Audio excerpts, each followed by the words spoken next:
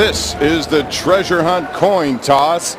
Treasure hunt pays the most for your gold, silver, jewelry, coins, and diamonds. Ben Roethlisberger there. You see the Williams. They have Mario Williams, Kyle Williams, also Freddie Jackson, the running back there. They have 6 Williams on this Buffalo team. So we'll see who gets the ball first here tonight. Steelers looking to atone for a loss last week. Buffalo was 1-1. See what Ben called tonight. Our first and goal winners. Hard to tell with the reflection right there. Looks like a head.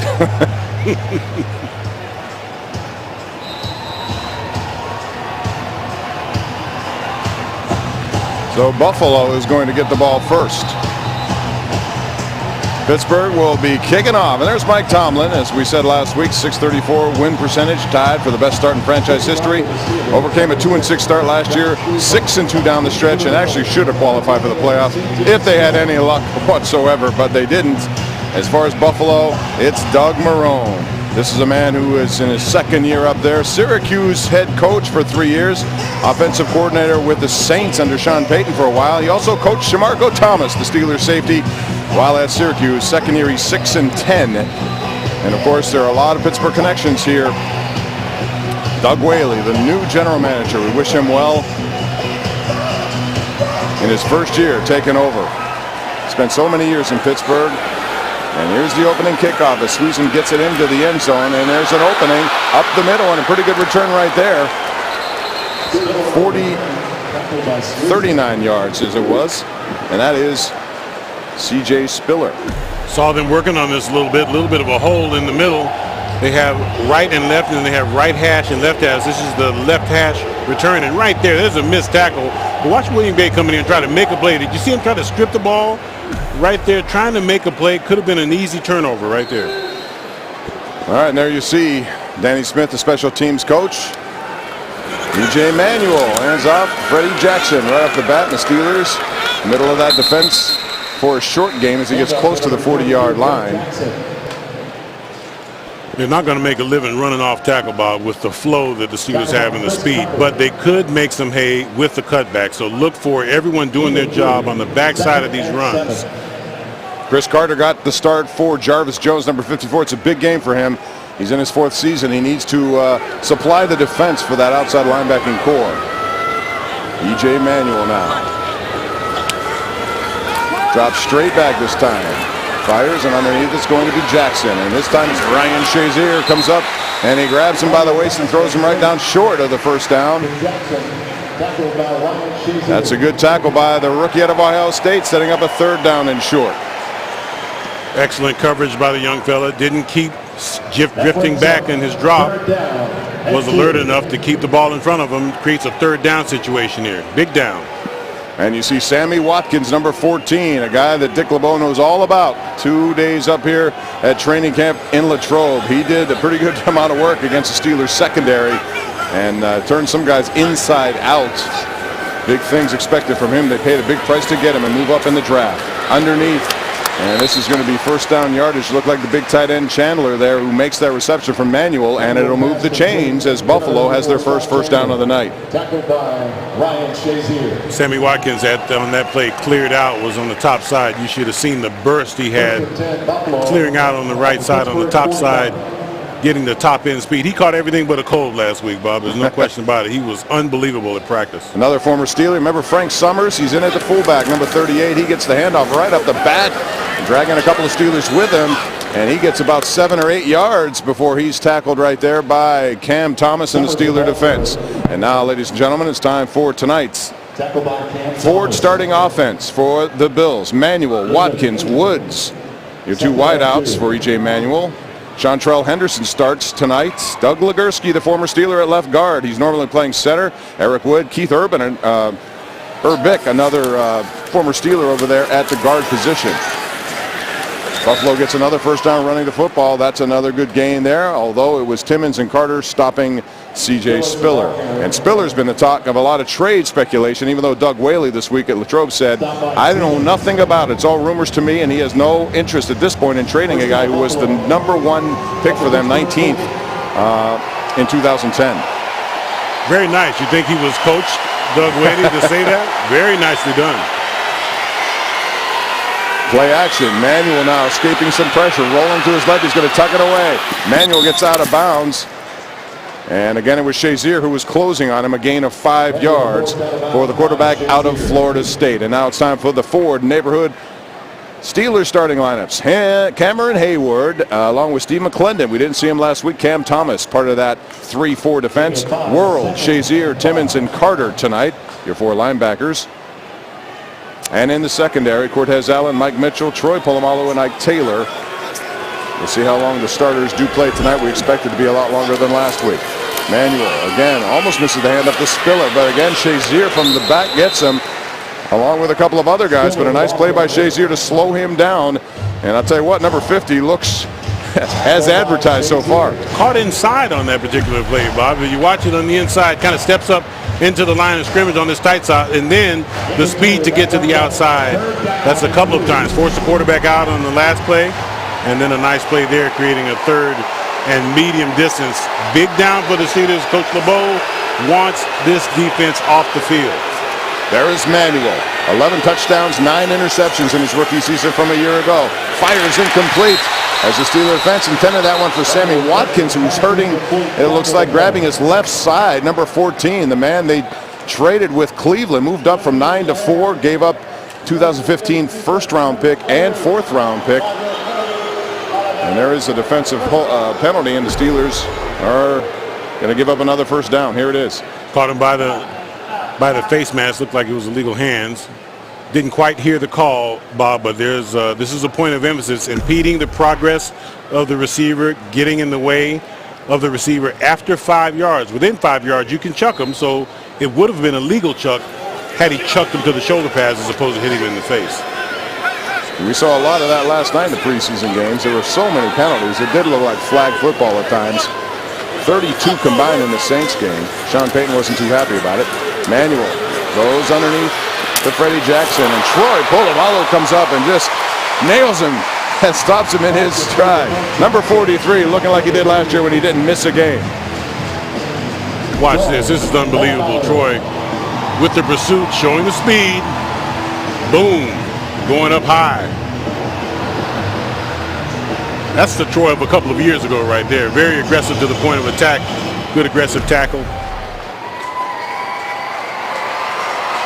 Sets up a second down now for Buffalo as they move closer to the Steeler red zone on their first drive. Manuel pressure up the middle, dumps it off to Jackson. Jackson meanders his way down inside the 20. Cam Thomas there along with Cameron Hayward to make that play. Usually on these little light middle screens, the defensive line usually reads it very, very quickly, and they're the guys that are going to be the first line of pursuit.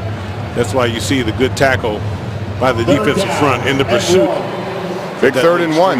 That's coming up, Edmund. Manuel, by the way, is 4 for 4 for 18 yards on this drive. This drive now is at its 10th play. Manuel rolling right, throwing, and bad pass there to Robert Woods. It was open briefly. The pass would have been good if he put it down, but it was a little wayward. Ogay in coverage, and this will set up a field goal opportunity for Buffalo. Bit of a questionable offensive call there for the Buffalo Bills. You're having so much success running, especially in between the tackles, the little screens. Looked like you would try to get somebody in space to keep this drive going, but again, good job by the Steeler defense. Dan Carpenter is in to attempt this field goal. It'll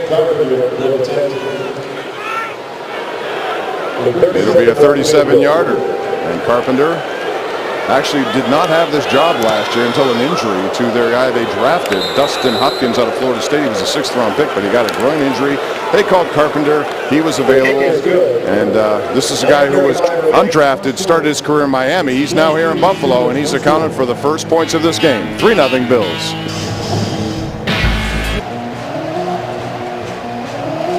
All right, we're back. It's 3-0. Buffalo scores on their first possession. Steelers now awaiting the kickoff of Dan Carpenter. Dree Archer, number 13, is deep. Also, LeGarrette Blount. And Edmund, you may be wondering, what is the big guy doing back? But last year, in a game against Buffalo, he accounted for 334 all-purpose yards, including 2 kickoff returns, totaling 145 yards. So he can also run and still bowl you over.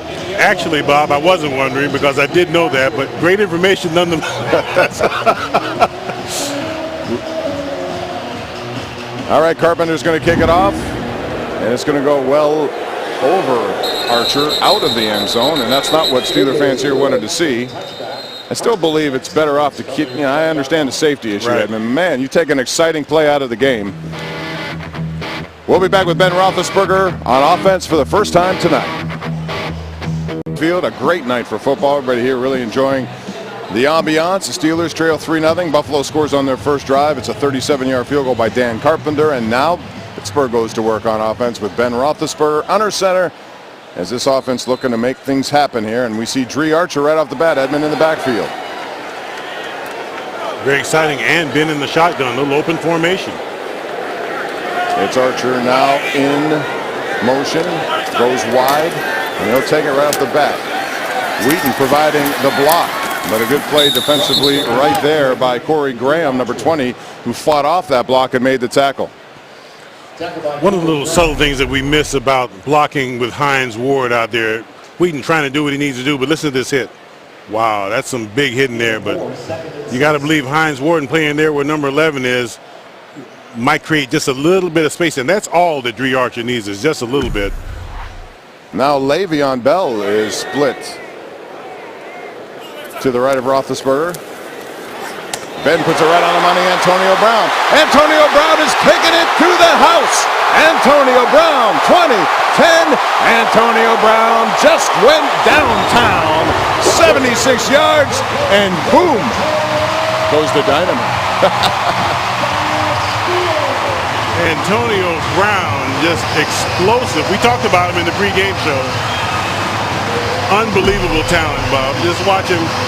Been very comfortable, good protection up front of the big guys, with very quick little crossing route, and then just absolutely puts on the Jets and outruns the whole Bills secondary to the house. You knew he was gone the minute he caught it. Antonio Brown doing exactly what he does. Not much there, little mix up, maybe 2 defenders ran into each other, but more beer for us. Antonio Brown doing what he does. How about that formation, too? Maybe that had something to do with their confusion. They had Le'Veon Bell lined up wide to the right. Little different formations there by Todd Haley as they continue to try this no-huddle look. And it keeps defenses off the field, and that's the whole idea. No substitution if you can. And that is no good. That's the first time we've seen the extra point no good from 33 yards away. So instead of 7-3, it's 6 by virtue of Brown going 76 yards. 6-3 Steelers have the lead. Monday Night Football is coming to CBS, featuring CBS production team Jim Nantz, Phil Simms. It'll kick off. Well, what else is new here with September 11th? Steelers and the Ravens from M&T Bank Stadium. James Brown, Coach Bill Cowher, and Deion Sanders will team up on the CBS and NFL Network primetime pregame and halftime coverage each Thursday night. And it kicks off with the Steelers and the Ravens. And what a way to go on Thursday Night Football on KDK TV. Anthony Dixon, TJ Graham back to take this kick by Sweezum, who misses the extra point. It's the first one I've seen, and it's going nowhere. Nice play once again by Ryan Shazier on special teams, and this guy's been all over the place. And Edmund, let's take a look at his first opportunity on defense tonight. He was everywhere. Watch it, just sitting down, didn't get too much depth right there to make the tackle on the quick little screen in the middle, going to the outside. He goes to his left, goes to his right, and now the courtside showing the speed, getting held, and still was enough moxie to get the quarterback out of bounds. Watch him, takes a bad angle, goes inside the interior of the line, and still catches the running back. He is known to have said he hasn't seen a running back that he thinks can outrun him. C.J. Spiller now, the running back, takes the handoff and goes nowhere. Cam Thomas, the man they call Zilla, was everywhere. Boy, he was quickly working on that defensive line. And there's your Cal U rookie watch on Ryan Shazier, what he did at Ohio State with so many tackles, including many solo tackles, 14 sacks and interception. Another one thing they did, 9 forced fumbles. The guy is a playmaker on defense, which is why the Steelers were licking their chops when they had a chance to take him. Manuel now. fires down the field, has his man a little turning route. Cortez Allen there before Mike Williams gets a first down. That's a gain of 10 on the completion. Cortez Allen for the tackle. Cortez Allen, a guy that needs to make great strides this year. To believe it's a contract year for him. He's been developing into a pretty solid corner. Once again, Spiller this time sidesteps Polamalu, who recovers on the play and drags him down. Flying through the air is Polamalu on Spiller. As I said, a lot of trade talks. He was a Pro Bowler last year, averaging 4.6 yards a clip. Gain of 3, second down, 7. Bills coming at you with a lot of wideouts now, and that includes number 15, Chris Hogan, out of Monmouth. They have a lot of guys they want to get a good look at, and they did this week at St. Vincent College. It was very entertaining, and they gave training camp a little bit of a lift. Here again, Spiller. Again, nice play by Will Gay, and then Ike Taylor runs him out of bounds, but Gay was the first man at the point of attack. Steelers not fooled with a little bit of misdirection, but there was a little bit of talking. There is a flag, another point of emphasis, and Mike Tomlin is furious. But watch this. What you want to do is bounce this to the outside. Will Gay loses his balance, but still enough to take him to the outside. And then Ike Taylor with the finishing touches. But there was some yapping going on. Unsportsmanlike conduct. Defense, number 23, taunting. 15-yard penalty from the end of the run. Automatic first down. One of the points of emphasis, Bob, there will be no taunting. There will be no talking back and forth. No name calling. The officials are really going to be taking a close look and a close listen, rather, to a lot of the guys, especially after the play. Mike Tomlin, highly upset, went right straight to his guys and was talking to them right after that flag was thrown. Mike Mitchell was the man, and he had zero tolerance on verbal abuse. And players are going to be flat, even if they're joking. The NFL is serious about this, and the Steelers are serious about stopping the Bills on that play. Nothing there. And Cam Hayward, one of them, right there stopping Jackson. Little screen, Cam Hayward in the right place, making a big play there. Not fooled by the action. It's exactly what you want your defensive lineman to do in a play like that. Stay at home, play your reads, make the big play. Steelers really encouraged by what they've seen by some of their defensive linemen. Stephon Tuitt, number 91, lining up in the middle right now. Another kid out of Notre Dame they expect to play quite a bit, which is something unusual under Mike Tomlin since he's been here. Manuel now has a pocket, throws down the field. Ryan Shazier picks it up. And number 50 is at midfield to the 40, to the 37-yard line. Ryan Shazier is putting on a rinse. 27 yards on the return. He has been as advertised. Did you see that break on the ball? Turning the hips, running with the receiver. Watch this break on the ball. Just turns around, gets his head around, and then showing the hands. And then the speed, turning it upfield, turning it into a good positive play. With a little bit more blocking.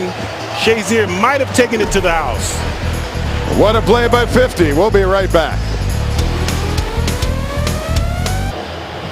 So far, the headline attraction is that guy right there, Ryan Shazier, who dropped back. And look at that coverage, Edmund. Yes, I mean, really tight coverage. Gets his head around the athleticism to get up, get the ball, secure it. And then there was no hesitation, Bob. He was headed for the end zone. I mean, he took on Scott Chandler, who's been around for quite a bit, the big tight end, and he was with him step for step. Just a beautiful athletic play by the guy the Steelers really hope solidifies the inside of that linebacking core. Look at that with Joey Porter still feeling it. Coach Peasy. By the way, Sammy Watkins has gone to the locker room with a rib injury of some sort. And here is a little flip pass to Lance Moore. Gets a nice chunk of yardage there. Lance Moore can do a lot of different things there, and it was Stephon Gilmore who came over and made the play. Ben Roethlisberger with just enough on that pass. There was someone right in the passing lane getting their hands up. But Ben, with that arm, gets the ball out there in time. Here's the no-huddle now, keeping Buffalo honest. And this is one of the things the Steelers want to do more of, and Roethlisberger has total keys to the car right now. He can do pretty much what he wants. And there's Le'Veon Bell trying to twist and turn, and he gets back to the line of scrimmage, maybe a gain of 1. Now it's time for the starting lineups, brought to you by your neighborhood Ford store for the Steeler offense. Roethlisberger, Antonio Brown, who's already scored tonight, along with Marcus Wheaton. You know about the running backs. Le'Veon Bell is in there, the offensive line, and this could be one of their best in years. Steelers are hoping for that as long as they stay away from injuries. And it looked like Buffalo may have jumped Mario Williams. Instead, Roethlisberger looking down the sidelines has Antonio Brown a little overthrown, but he knew that play was going to be a free play as Mario Williams jumped offside, it appeared. Offside. Defense. Number 94. 5-yard penalty results in a first down. Mario jumping outside of the screen there. Free play. Ben knows what to do, and so does Antonio Brown. Go deep, young man. Go deep. A little bit better throw there, and that would have been 6. Another thing, Will Graves, our friend at the Associated Press, says that is the 4th missed PAT this preseason. That's the first one I've seen. But Edmund, that's one of the things they wanted to do, make it a relevant play. And I guess if you're looking at that, it's somewhat relevant with 4 misses. And it's unusual to see Sean Sweesom do it at the end of that Antonio Brown touchdown. Well, you know, you never notice anything that goes wrong with the special teams until they go wrong. And one of the things that is probably affecting them is the loss of their long snapper, Bob. You know, you have to snap it in a certain window. The timing is everything. And also for them to have backed up the extra point, all those factors could have created that miss in that last extra point. Roethlisberger now changing the play. Goes under center for Marquise Pouncey on a 2nd down and 4. Le'Veon Bell trying to churn some yards, and a good extra effort there to get a couple when it seemed to be nothing, following Kelvin Beachum in the left side of that Steeler offensive line, which is really good and underappreciated, I think, given where they came from, a 7th-round pick, and also Ramon Foster being undrafted. Here's the Bills defense, Williams and Williams. They have a lot of Williams on this team. Keith Rivers, remember him? Hines Ward knocked his jaw off, and they had a Hines Ward rule. And there you see the secondary. It's missing Leotis McKelvin tonight, who is not playing in this game. Bell now up the middle, and he gets first down yardage before the Bills apply the hit, and the Steelers move the ball at the 15-yard line. Boy, do I love that call on a 3rd and 2 or 3. Instead of getting in spread formation, they give the ball to Le'Veon, and he gets the yards. The big guys open it up just a little bit. All he needs is a crack, and he gets 3 or 4 yards. I love that call, and I love the execution of it. Roethlisberger once again doing what he does, changing the play. 5 wides here for the Steelers now. Leading 6-3 on a 76-yard touchdown pass from Roethlisberger to Brown. This time he throws, and a receiver kind of slipped, it looked like. I don't know if it was blunt or not, but it goes off the hands of a Buffalo defender, Nigel Brandon. Looked like the Garrett Blunt was trying to make a cut, maybe got a little grab in there or whatever, was trying to get to the inside. Ben trying to drop it off to his running back there, about a 3-yard gain or so. Here's the thing about Roethlisberger last year, 3,200 yards while in the shotgun during the no huddle, 755 more than any other previous season. He's very comfortable there. This is a little quick hitter to Marcus Wheaton, and once again the Bills' Corey Graham comes up and makes a play right there. He read that play and got it before it ever started. Lance Moore has to make that block. The success of that play is key with Lance Moore getting his pads on the upcoming cornerback to make space. All Dre Archer needs is just a little bit of space, and he's off to the races. But you have to make that initial block, or that play is never going to work. That's twice tonight that block has not been made with effectiveness. Now it's 3rd and short, so Bell goes out, and that brings LeGarrette Blunt. So you can put the puppies on the porch because the big dog wants to eat. We'll see if he gets the ball. He actually doesn't here. Here comes the pressure. Roethlisberger has time, fires back in the end zone. Marcus Wheaton is there. Does he keep his feet in? Does he hold on? Yes, and the Steelers have another touchdown. The 2nd-year man brings it in. Touchdown, Pittsburgh. 16 yards. That's a beautiful piece of quarterbacking, a beautiful piece of route running. Not many quarterbacks can make this throw to the corner in that tight a window. 1, 2, 3. You see him get all those feet down 3 times. Watch this route. Post corner, post. Oh, no, I'm going the other way. Gave him the limp leg. Goes to the corner. Ben steps up in the pocket with guys all around him and makes that throw. There aren't 5 quarterbacks in the league, Bob, that can make that throw. What a play there by Marcus Wheaton, and they expect really good things for him out of Oregon State. Of course, he hurt himself. 3rd-round pick last year. And here comes the extra point now, which has become somewhat of an adventure. And keep in mind, the Steelers now have Brad Wing holding. He's been their punter, and Adam Podlash has not been here. Unfortunately, his wife having difficulties with a pregnancy. We wish him all the best, but Brad Wing. He will be your punter tonight. He's also your holder, as the Steelers try to tack on this extra point. Again, 33 yards, 4 misses so far, 1 tonight by Preseason. This one is good, however. And that makes the Steeler lead to 13-3. So the Steelers on 2 touchdown passes, 1 to Brown, 1 to Wheaton. Ben's numbers on the night. Bacula, right? Bacula. We're back. Steelers up 13-3. NCIS New Orleans is a drama about the local field officer investigating criminal cases affecting military in the Big Easy.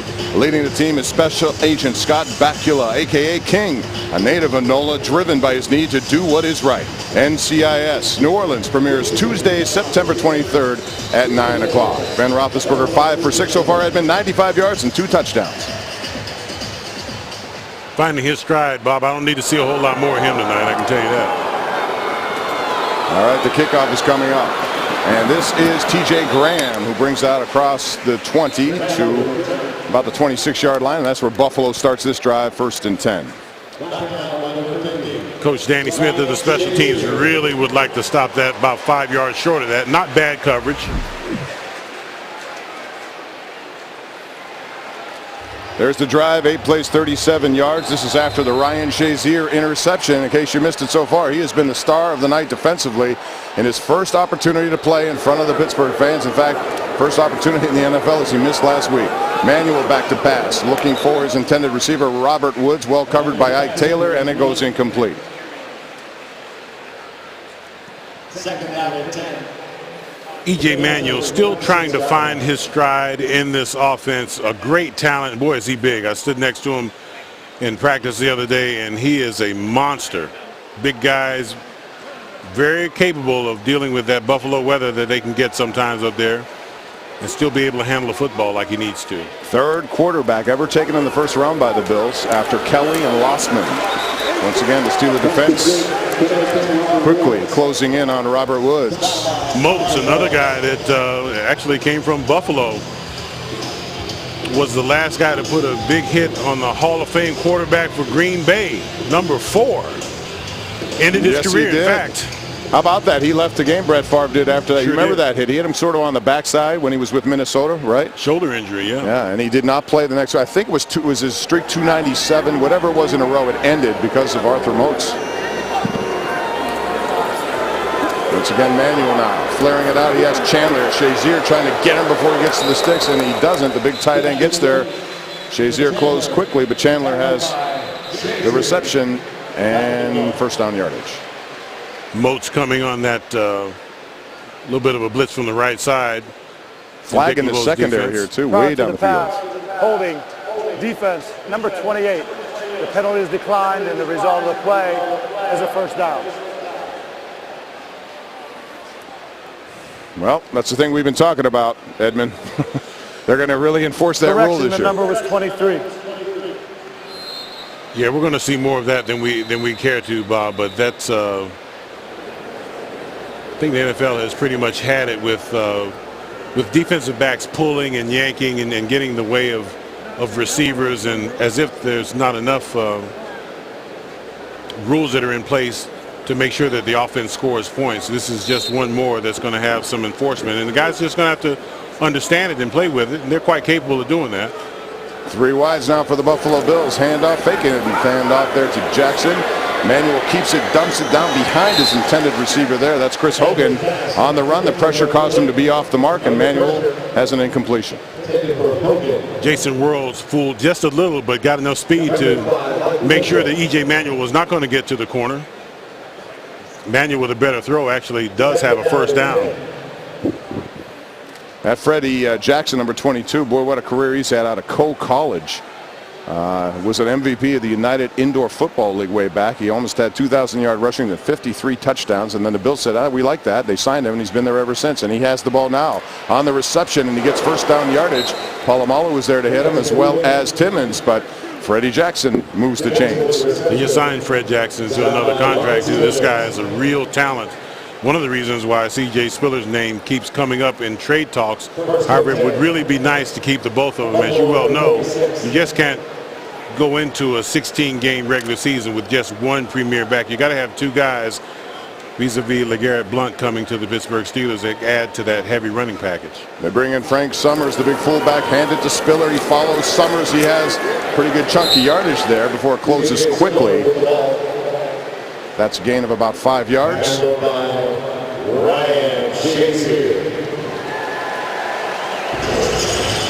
Big defensive front for the Pittsburgh Steelers, led by Cam Hayward, is going to have to play a little bit more on the Bills side of the line of scrimmage, giving just a little bit too much as we come to the end of the first quarter. They'll get a good talking to by Dick LeBeau here during the break.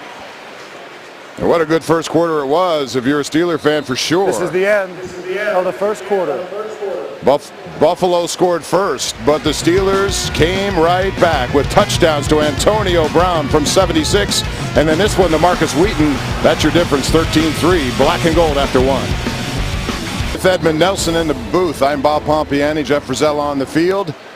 Buffalo has the ball, and again, it's Jackson up the middle, has some running room, and he gets another first down yardage before the Steeler defense comes to knock him down.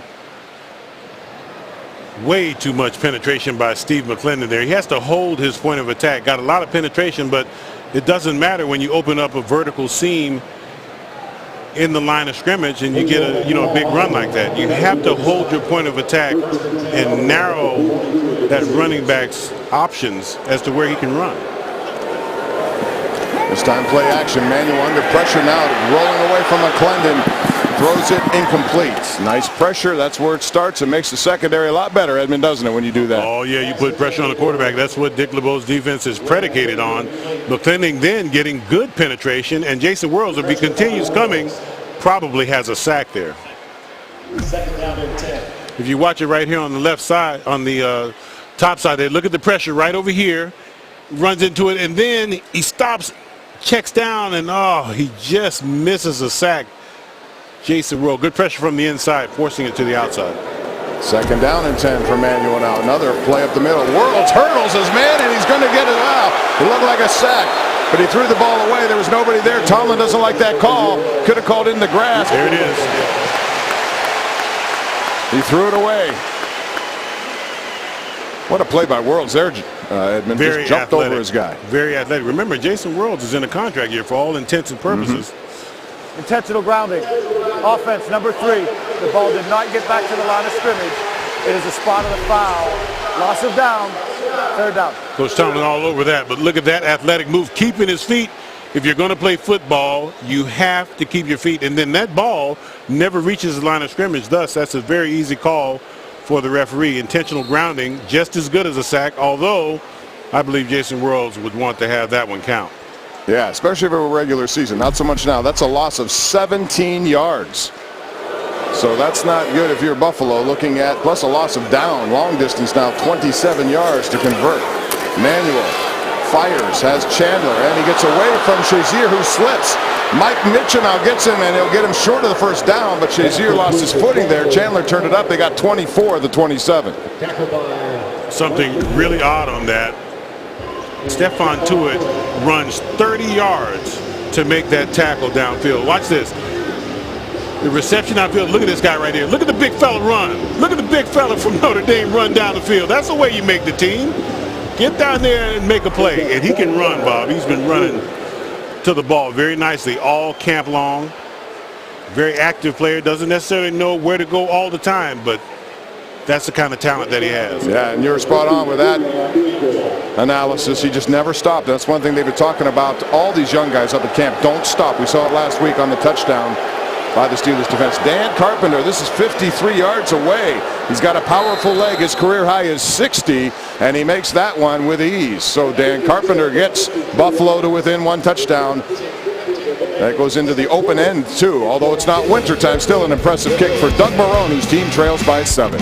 Hey everyone, Scorpion features eccentric genius Walter O'Brien and his team of brilliant misfits as the last line of defense against the complex high-tech threats. As Homeland Security's new think tank, O'Brien's Scorpion team includes an expert behaviorist who can read anyone, a mechanical prodigy, and a statistics guru. Make sure you tune into Scorpion Monday, September 22nd at 9 o'clock. Thank you, Edmund. Beautiful read, buddy. Beautiful read. You know how I love those. All right, after hitting a 53-yard field goal, it's Carpenter going deep now. And again, this one will sail out of the end zone. LeGarrette Blount along with Dre Archer led it there. And how about the first quarter for Ryan Shazier? When you look at his body of work, Edmund, 6 tackles, an interception, and 2 special teams tackles. Is that all? That's it. Wow. I tell you what, you know, everybody was, their eyebrows were raised when they drafted him, because everyone, including myself, thought that the Steelers would go after a cornerback because we thought that that's where the greatest need was. Well, the Steelers had other thoughts, and this is just a talent that you just cannot pass by, and you can see why. This guy is really, really a great talent. Ben Roethlisberger already 2 touchdowns on the night. He remains in the game. Heath Miller in motion, and Heath Miller's going to make that catch. He's immediately down there. A nice open field tackle, but not before Duke Williams knocks him down. A gain of a couple. Good to see Heath Miller, and he's a big part of this team. He's healthy too, unlike last year at this time. Someone said the other day that he was walking a little bit slow. I'm like, you know what? That's what happens when you've been around the league at double-digit years. You know, you walk a little slower because you just can't walk fast at times. But Heath Miller is a guy that has really had a great career, continuing to have a great career, and one of the leaders in that clubhouse.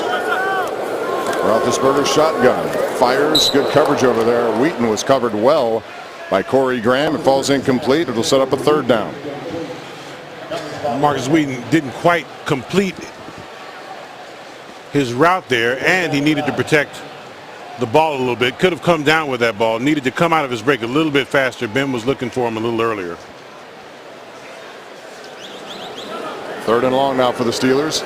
Leading by 7, 13-6. In case you missed us, shame on you earlier on. A lot of fireworks in this game. 2 long touchdowns, actually 1 long one, and then Marcus Wheaton. Antonio Brown scored from 76. Roethlisberger now trying to get that 1st down, and he does. Again, it's Brown as he fights off 2 defenders. That's a 1st down for Antonio Brown, who has been spectacular so far in his first couple of years, a gain of 18 yards. A couple of things on that 1st down throw. First of all, look at the protection up front. Look at that wall off, right? The good protection up there to run a little twist game, and then Antonio Brown runs the deep curl. You have to have time to run this. Watch, he's just taking his time, getting out there, running.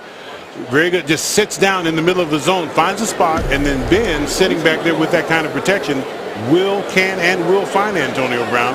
That's a big play to continue this drive. Steelers now 3 for 3 on 3rd down. Last week they were 2 for 14. Hughes putting pressure. Roethlisberger steps up, goes to Miller, and he's hit right there by Denoris Searcy, who knocks that ball away.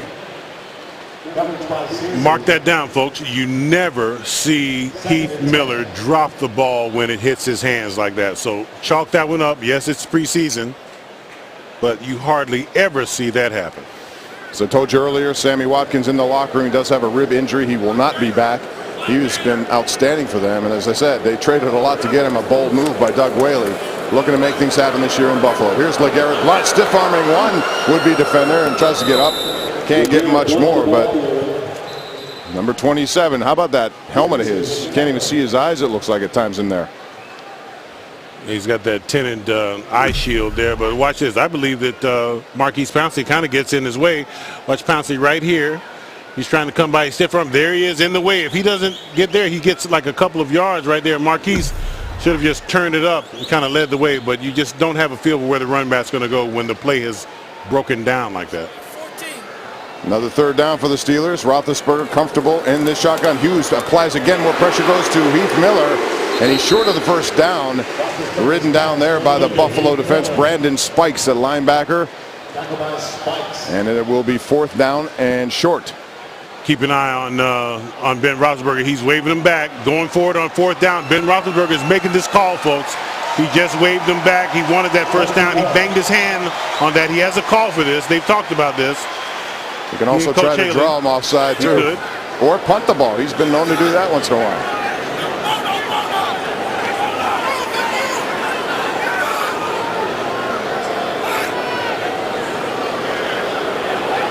And that was going to be the try to jump offside. Did not work. Buffalo wasn't biting, and Pittsburgh takes a timeout. I really like to see that though. Ben Roethlisberger, he was shaking his hand. I was a little concerned after that last play, after that release and that completion to Heath Miller. he came back and he was shaking his hand, trying to get his guys back up to the line of scrimmage and trying to do the hurry up to maybe get them, catch them off guard and to draw them off guard. They had no intentions at this point in the field to try to run a play, but a very smart and heady and veteran play by Ben Roethlisberger.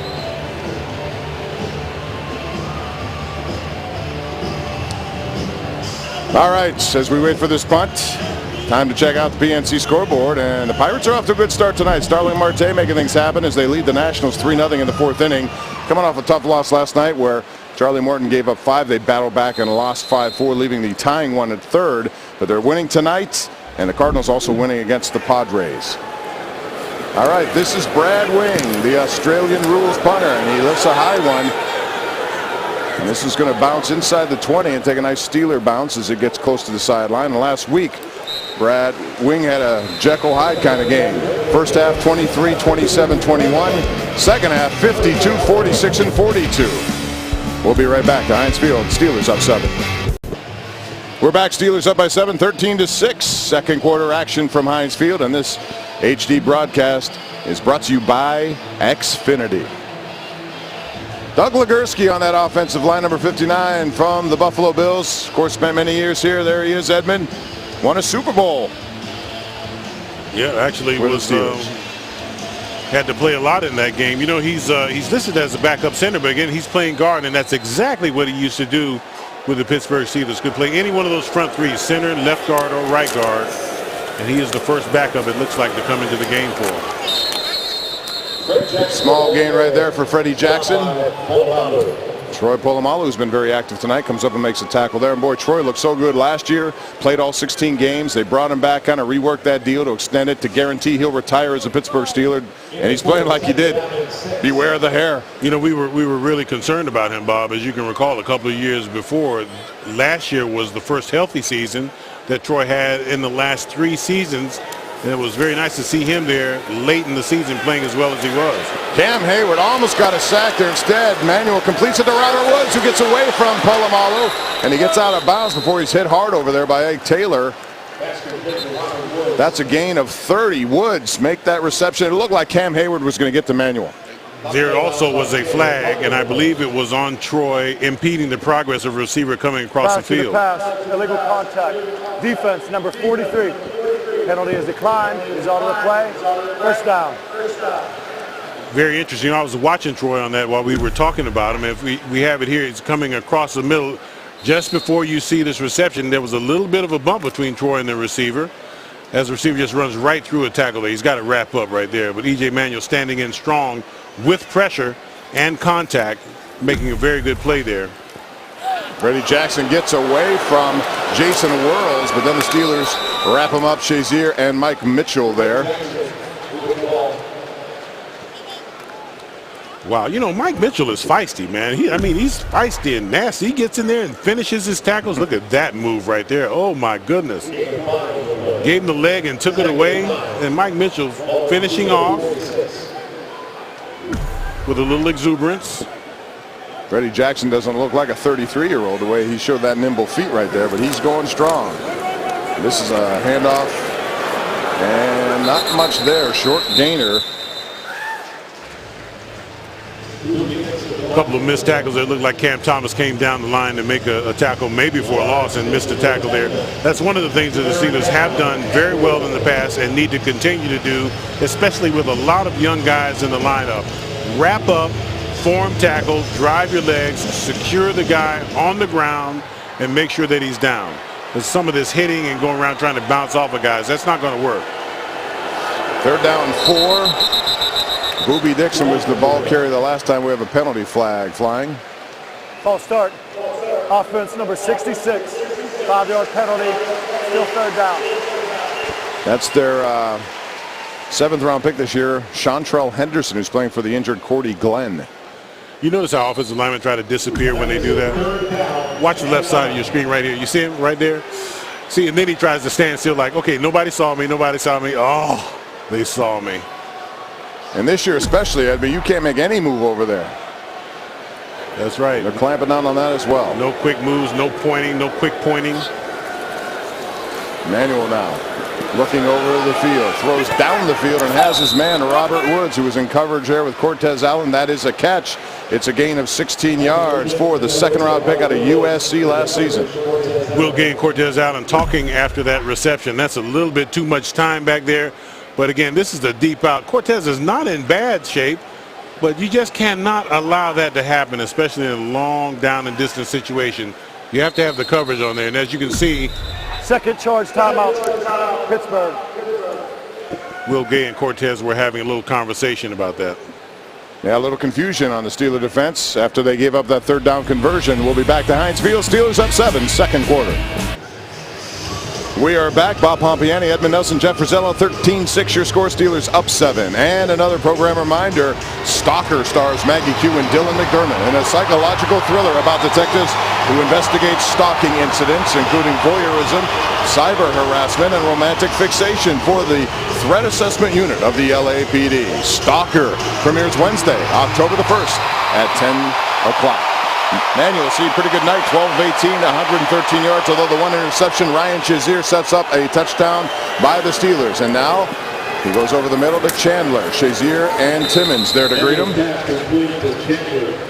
Buffalo likes that little dump off to their big tight end right around the middle. And then the first time you jump that route, they run the little seam route, sneak him in behind the linebackers and get a big play. You can see the sequencing of their play calling. A little dump down, and all of a sudden they'll sneak that big tight end into the secondary, try to make a big play. Although the time they did it, Shazier makes a big play on. Here's a handoff to Boobie Dixon, and he's not going many play. Who else? Number 50, Ryan Shazier. He's approaching 10 tackles already, and we haven't even played a quarter and a half. Well, he's right in the middle of that defense for a reason. That's where you can get sideline to sideline and make those plays. You're going to have to bring it, though, young fella. These running backs in the NFL will run over you. He kind of took the brunt of that hit, but he did get him on the ground. 3rd and 1. Boobie Dixon is the running back. Sidecar right of Emmanuel. C.J. Manuel, one of these guys who can do a lot with his legs as well. Or E.J. Manuel, I said C.J. E.J. This one's got going anywhere here. Helmet comes off. Hard hitting right there at the line of scrimmage. Lawrence Timmons coming up very aggressively. Try to make this hit. Lawrence Timmons falling right there, coming in, getting into the seam, fighting off that big offensive guard coming in, and somehow or another a helmet flies off. This is huge. This is a 4th down play. This is huge, Bob. Saw some of this at St. Vincent College. This is when the trench work goes and takes over here to see who has the better play inside those trenches. Although Manuel's going to dump it off. It's deflected right at the line of scrimmage. Looked like Cam Hayward may have been the guy to get it. This may be called back, but Bob, the ball was tipped, so they may call this off. The ball was tipped. You can see the referees out there motioning that the ball was tipped, because the timing of it would have been such that the ball would have been getting there when the defensive player was making his play for the ball. So it's a little early contact. Let's listen to the official and see what we got. Pass interference on number 24 cannot be enforced as the ball was tipped. Therefore, there's an incomplete forward pass. That was 4th down. It will be Pittsburgh's ball, 1st and 10. Timeout. That's exactly a big, right. big play. Big play for the defense. Cam Hayward was there, and that prevented a 4th down conversion, and Pittsburgh takes over. Here it is again, Edmund. We'll talk about it more when we come back. Got the big paw on it. We're back at Heinz Field, 13-6 your final, your score at this point, and Ben Roethlisberger is done. His night is a final. Watch the big paw, Cam Hayward. Right there, the ball is tipped, as you can see. And then you see Ike Taylor coming in a little bit early, but he would have been there right when the ball got there after being tipped. New quarterback is Landry Jones, the 4th round pick last year out of Oklahoma. Ben Roethlisberger, by the way, 8 of 11, 128 yards, 2 touchdowns. Never looked more comfortable in a no-huddle. Are you surprised, Bob, that Landry Jones gets a shot with the first team instead of Bruce Gradkowski? No, I think they've seen enough. Gradkowski completed a big touchdown in the scrimmage there against the Bills this week at St. Vincent. I mean, he went 85 yards down the sidelines to Hayward Bay. Hayward Bay, yeah. I thought Hayward Bay was going to get some action here. He may later. LeGarrette Blount trying to pick up some tough yards. Not going to happen right there as Buffalo and their big Marcel Darius. He's a big man up there from Alabama. Pro Bowler last year. And the BCS National Title Game MVP. Their front four is pretty good. Oh, yeah, they're big. They're huge, too. Mario Williams is a mountain of a man. Mario Williams, Kyle Williams. They have Jerry Hughes over there now, but Mario Williams, man, first-round pick overall. The Texans back in 2006. Still getting another quarterback. Landry Jones in the pocket, throws, and this one is going to be picked off. He was intending that for Lance Moore, and instead it's going to be Nikhil Roby who comes up with that play, and he takes over. Good coverage. Trying to find his receiver, maybe needed to lead him just a little bit to the inside. Absolutely needed to lead him, but there was no way he needed to throw that ball. There was double coverage over the inside. A little bit of pressure, steps up beautifully. Beautiful delivery, just threw it in the wrong place. And Bob, that series for Landry Jones is indicative of what you see with a young quarterback. Comes in, immediately gets behind the 8-ball with a 3-yard loss on the first play, a no gain for the second play, and then a 3rd and long, trying to overachieve and force a ball into coverage there. So Buffalo takes over the Pittsburgh 42. Jackson back in the game up the middle. The Steelers have done some substitutions in that secondary. We see Sean Spence in there, as well as your big man, the Mount McCullers, 74 is in there. Vince Williams also. A lot of these guys playing, and there he is, the mountain of the man. He just stands a head taller than everybody out there, and he's just a big man with a baby face, by the way. But don't mistake that for not being aggressive. This guy can get after it. Size 18 shoe. He also has size 4XL when it comes to a suit coat. 18 shoe? 18. You know he'll never fall forward, Bob. Ever. I asked him the other day, you ever trip up the stairs? Because I do it once in a while. He goes, yeah, that's a problem sometimes. You can trip upstairs. Yeah, in my case, it means I'm getting old. The aged one, yeah. Well, I can't say that I haven't done it. You notice I was ominously quiet. All right, 3rd down now for the Steeler defense here. It's Buffalo down 7, trying to keep this drive alive. It's Manuel Pump has his man, and that is T.J. Graham, and he turns it inside the 20 before Antoine Blake is there and brings him down. That's a 1st down and a gain of 16 yards. Pretty quick hitting play there. Antoine trying to stay with his receiver. Just getting away from just a little bit. Right, got turned around just a hair, Antoine did, and lost his footing, able to get the tackle, but really needed to keep his footing there. Could have made a play on the ball had he done so. Shamarko Thomas, number 29, now in game for the Steelers as well. And, of course, he played for Doug Marrone when Marrone was the head coach at Syracuse University. Manuel with some time underneath. It goes to Boobie Dixon. Not much there at all. Vince Williams was there. Manuel's pass complete to Dixon.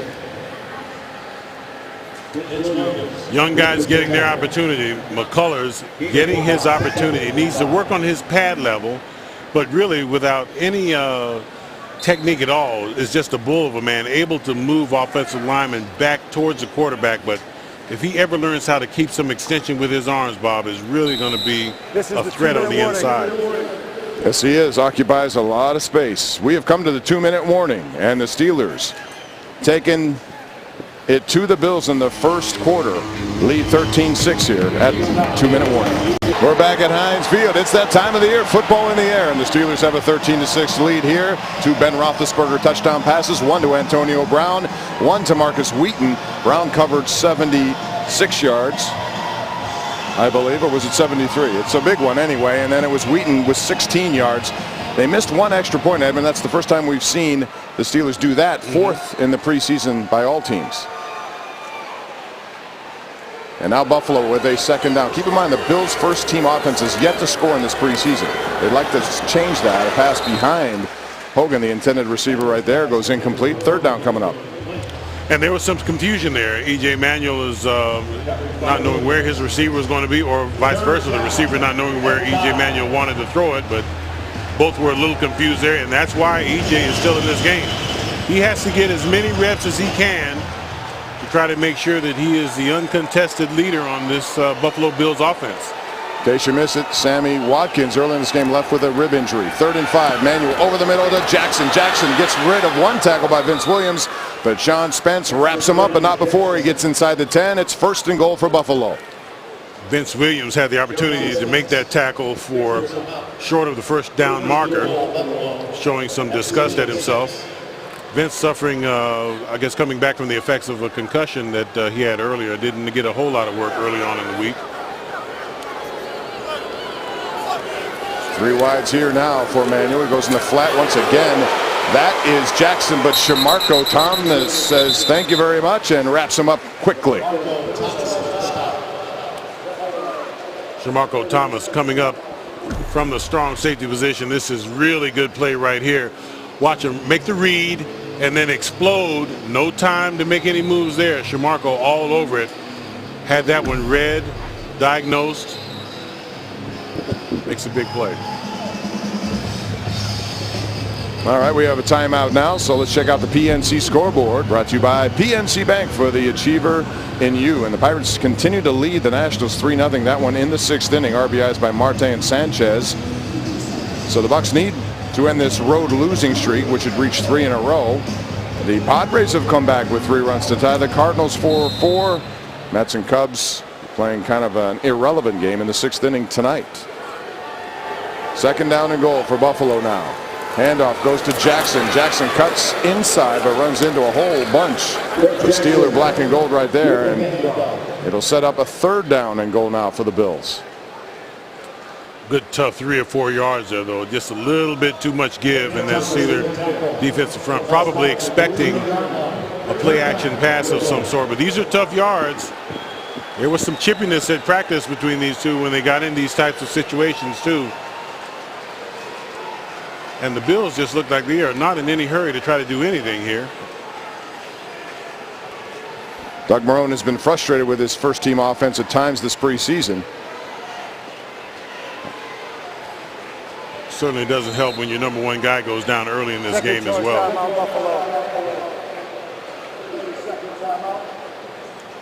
Sammy Watkins has to be a huge loss. I know that they're really concerned with what happened, and that was just a little. Remember when he was going out on that route, Bob, he took a hand to the face and twisted awkwardly.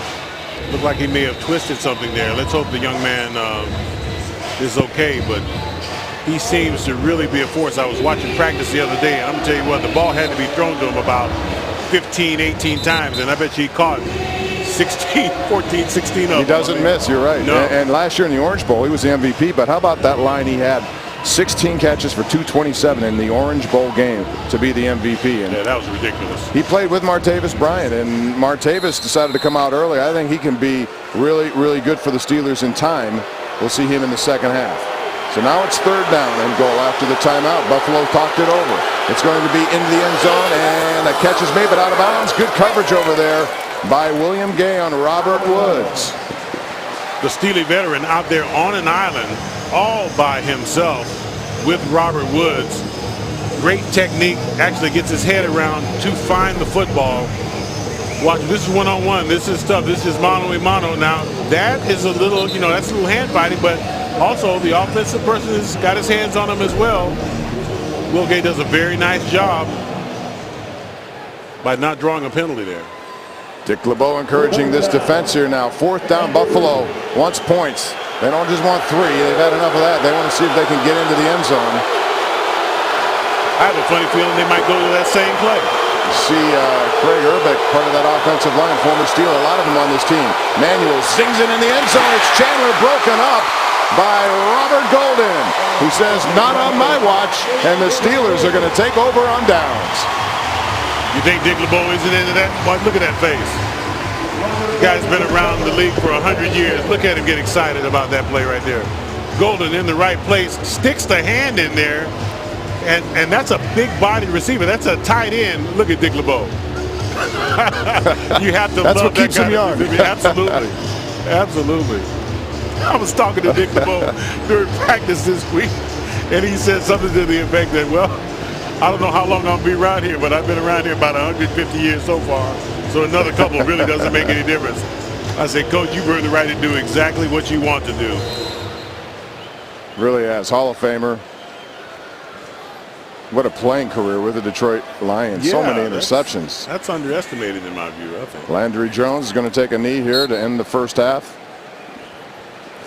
Coming up in the half. Sure to join us for the halftime report. And it's brought to you by Xfinity. We'll have upcoming events coming up, including Edmund's favorite, Ribfest. Also, first half highlights, if you missed it, 2 big touchdowns for the Steelers. Ben Roethlisberger looked outstanding in the first quarter specifically. They missed an extra point. First time we've seen that for the Steelers in this preseason with that new rule, but it's 13-6. Steelers have the lead as we've gotten to halftime at Heinz Field. Back with more right here on your home for Steeler football, KDKA. We saw Ryan Shazier do his thing. Nice play there by Jason Worlds. And look at Troy looking like he did last year. Doug Marone says, I can't handle this defense. Another interception there by the guy in the first half, Ryan Shazier. All loved by Dick LeBeau. All right, there he is, number 50. He did it all at Ohio State, and he did it all tonight. Depending on who you talk to, those tackle numbers, he was everywhere. The bottom line was when you make a pit, I was more impressed with the interception. He went back in coverage against a pretty good tight end who's been around in Chandler for all these years, and he just took it right away from him. Just a beautiful play. You know, you can't teach speed. That's the one thing he has, but there are a lot of intangibles that go along with all of that speed that he has. And that's kickoff goes to James Shaw, who spent time with the Pittsburgh Power this year. He took it back of the end zone, stepped out of bounds. It'll be 1st and 10 at the 20-yard line. We're not seeing hardly any kickoffs so far. And again, safety concerns. But it is an exciting play. They want to make the extra point exciting. That kickoff is a pretty exciting play if you allow it to be. Yeah, it sure is. You know, Bob, it's funny. I was watching James Shaw run routes this week in practice, and I'm going to tell you what, he's a beautiful route runner. If he gets a shot, this kid could make it in the NFL. Cody Wallace now at center. Mike Adams at right tackle. Landry Jones remains in the game for the Steelers to start this second half. Steelers up 13-6. Right off the bat now, Landry has to escape, and he can't. There's a sack there by one of the up. Looks like Stephen Charles. Landry has to get a feel now to pay close attention. He's back in the game. He's got the second team offensive line in there with him. And on the first play, he loses 3 yards. For a quarterback to do that, you have to stay ahead of the chains. You just heard Mike Tomlin talk about that. Stay ahead of the chains, get the first downs. You want 2nd and short, 2nd and 5, not 2nd and 13, 14. Jones again. Drops back, throws. Tight coverage once again there, and there's no call. Well, there is a flag. Very late secondary. flag. Yeah, late came. It didn't originally show up, but it was there. That was within 5 yards. It'll be interesting to see what this call is. That was within 5 yards. Has the ability to chuck.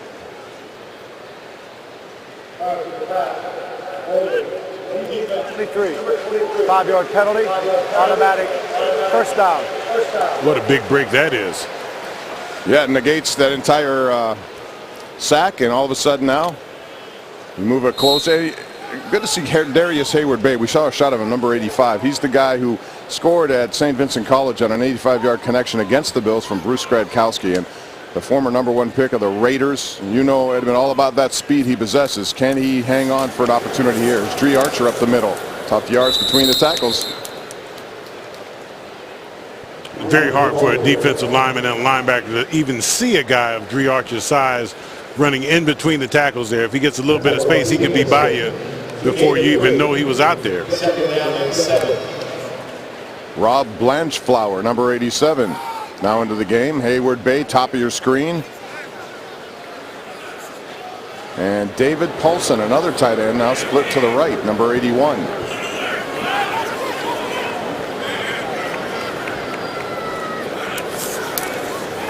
Jones. Oh, there's pressure there. He just throws it down, and there's a flag that comes in immediately.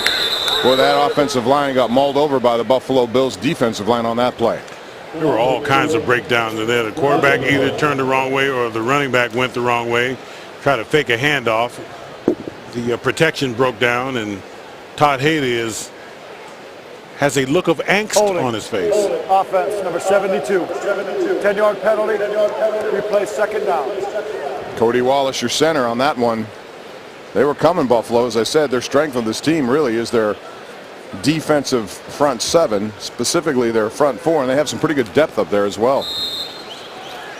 Yeah, Landry Jones has to take control of this unit, make sure that they know that he's in control. They're a little bit out of control right now, out of sync. He needs to come up with a good play here to settle these guys down. Martavis Bryant, number 10, bottom of your screen. He's in the game for the Steelers now. Jones steps up, zings it, goes to Paulson, and he spins away from one. David Paulson with a nice extra effort right there.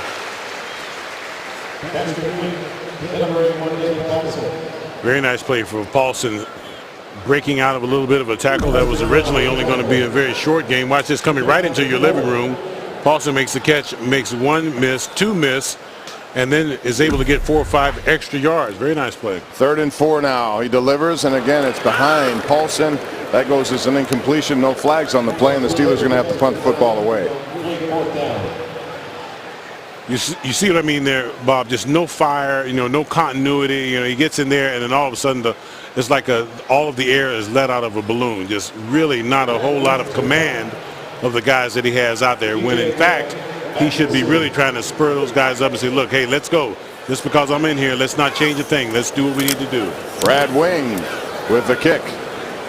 That deep is T.J. Graham, and he's going to take it. Sidestep one tackler across the 35, and he's finally ridden down there.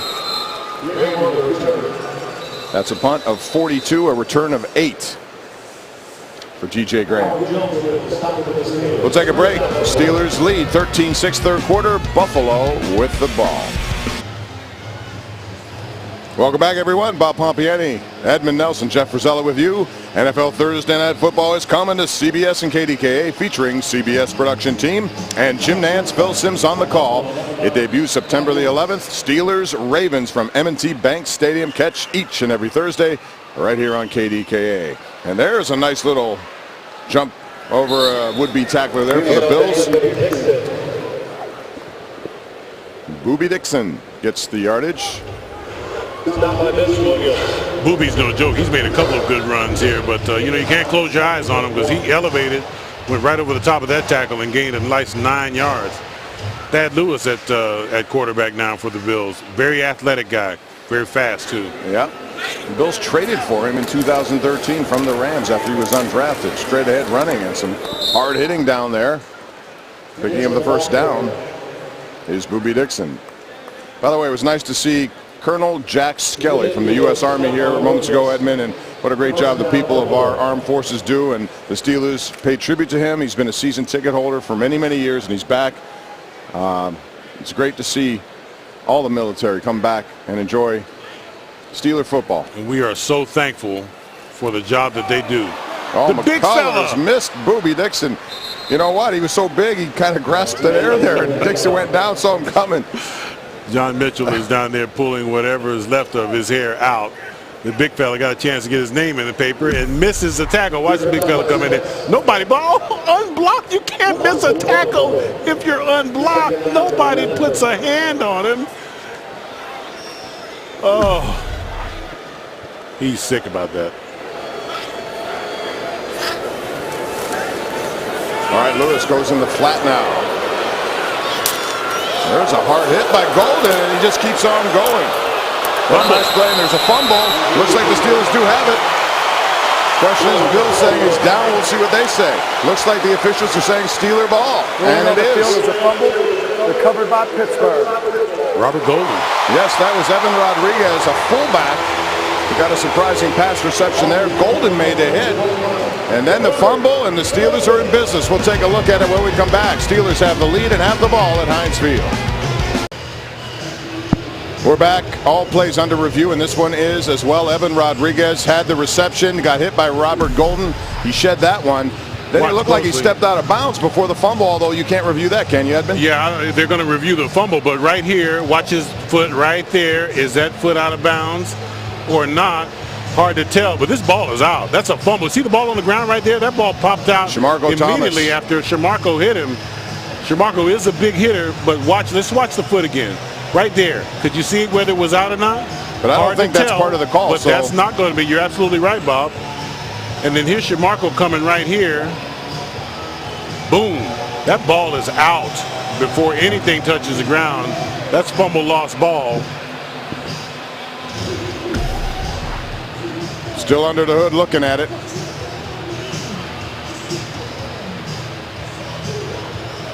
And we have a verdict. Should be Steeler ball.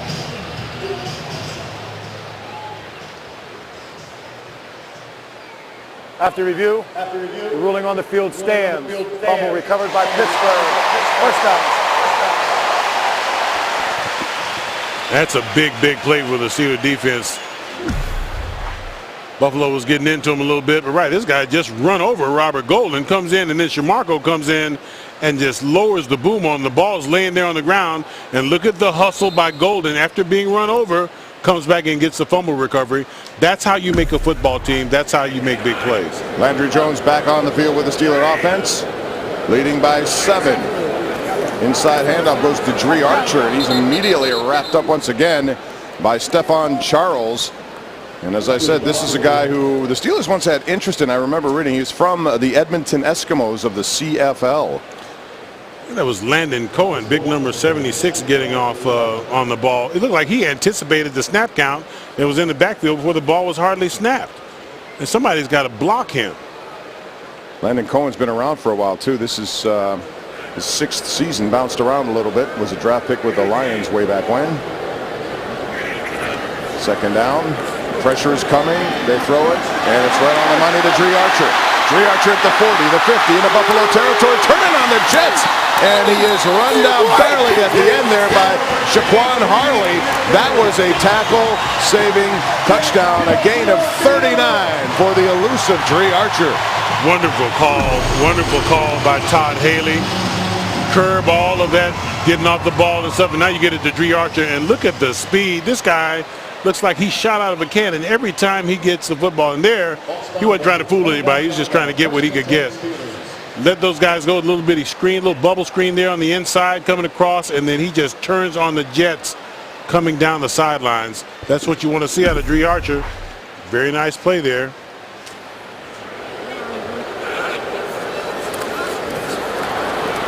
Now a pass, and it's a completion to Darius Hayward-Bay. Flag. Former #1 pick of Oakland, 7th overall, but never really lived up to that bidding. He may have lined up in the neutral zone or movement. Offside. Defense lined up in the neutral zone. Number 76, 5-yard penalty. Replay, first down. Guys trying to get all they can get of that football, kind of get just a little bit too much of it. Once you get a piece of the football, you are in the neutral zone.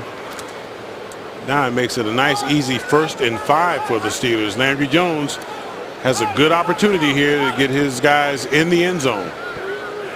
Ball spotted at the 24-yard line. Jones zings it down the field, has a man, and there's a flag. There was some contact, and once again it was Martavis Bryant who got behind the secondary. Ron Brooks was in coverage, but there was a flag, it looks like, on the Bills. Martavis got behind him. That was holding. Defense, number 33, 5-yard penalty, automatic, first down. Bob Martavis runs right around. Watch this. Little move to the inside and then just accelerates. Look at the hold. He's holding. And they called it. And right there. Now, there's nothing wrong with that call. You know, he drew, 2 or 3 flags last week. Because of his size, that's what's going to happen to him. But again, I say to you, like I said last week, Bob, he has to start making plays on those types of balls regardless, because you're going to get held. You're going to get your progress impeded. Catch those balls, and now you're going to gain a very great deal of respect. Jones staying in the pocket. Now he's bumped into, and the ball comes out, and Buffalo has it. And it's picked up on the play by one of the big guys. And that is Landon Cohen, it looks like. Landon Cohen takes it on the ground, and he was absolutely pummeled, was Landry Jones. The ball came out. That's a 59-yard return, if my math is correct. And Buffalo gets the play they were looking about. Landon Cohen out of Ohio University. Watch this. He just holds on to the ball. Landry Jones needs to have a time clock going off in his head. Get on the ground. You know those guys are coming. And then the big fella. Don't you love to see big guys get the football? I just love to see big. He's trying to get that. He's just absolutely running out of gas. But Landry Jones, you have to get rid of the football. Throw it away. You can throw it away. Boy, Buffalo put the pressure on too, and that pocket collapsed in a hurry. Jones was trying to get out of it, and that ball came out. Boobie Dixon takes the handoff wide right, trying to get through. First wave of Steeler black and gold defenders cannot do it. It's a shorter gain. Stop on Sean Spence. Boobie Dixon has gotten some hard-fought yards tonight. Really tough running back. A good compliment to C.J. Spiller and also Fred Jackson.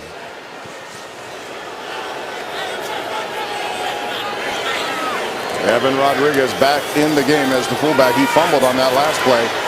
And there's contact in the end zone there. And Antoine Blake actually tackled on the play Kevin Elliott. And they're going to call that one clearly. Do you all feel bad for defensive backs the way these rules have gone? I tell you what, the that was officials pretty don't feel obvious, anything though. from, but yeah, you're falling down. He made a good move. Defense. Foul occurred in the end zone by rule. The ball was spot at the 1 yard line. First down, Buffalo. Not much you could do there, Bob. That was a touchdown if he doesn't grab him. So he was completely fooled on an island out there. You have to have good technique, but you have to have great feet. Antoine Blake is out of UTEP, and he was one of the top special teams guys for the Steelers last year with 11 tackles. That's how he made this roster. He's out, man. They might go right at him again. Handoff right at Boobie Dixon, and somebody came in low and made that tackle. Looked like Sean Spence, 51, underneath the pile. Torpedoed him before he got to the goal line. Good penetration by that Steelers defensive front. Lots of big work this week in short yardage and goal line. Very tough yards to get against that Steeler defense, and vice versa. The Bills defense was very stout in their short yardage and goal line drills this week. Same formation for Buffalo. The big fullback, Rodriguez, leads for Boobie Dixon. They're going to try it again. Straight ahead, he dives in. Is he in or not? There's a flag down, by the way, and they call touchdown. One official does. The Steelers don't agree with that, but there is a flag on the far side of the field. There's a chance he may have broken the plane. Let's see what the flag is. The foul was 41 defense lined up in the neutral zone. The penalty is declined, and the result of the play is a touchdown.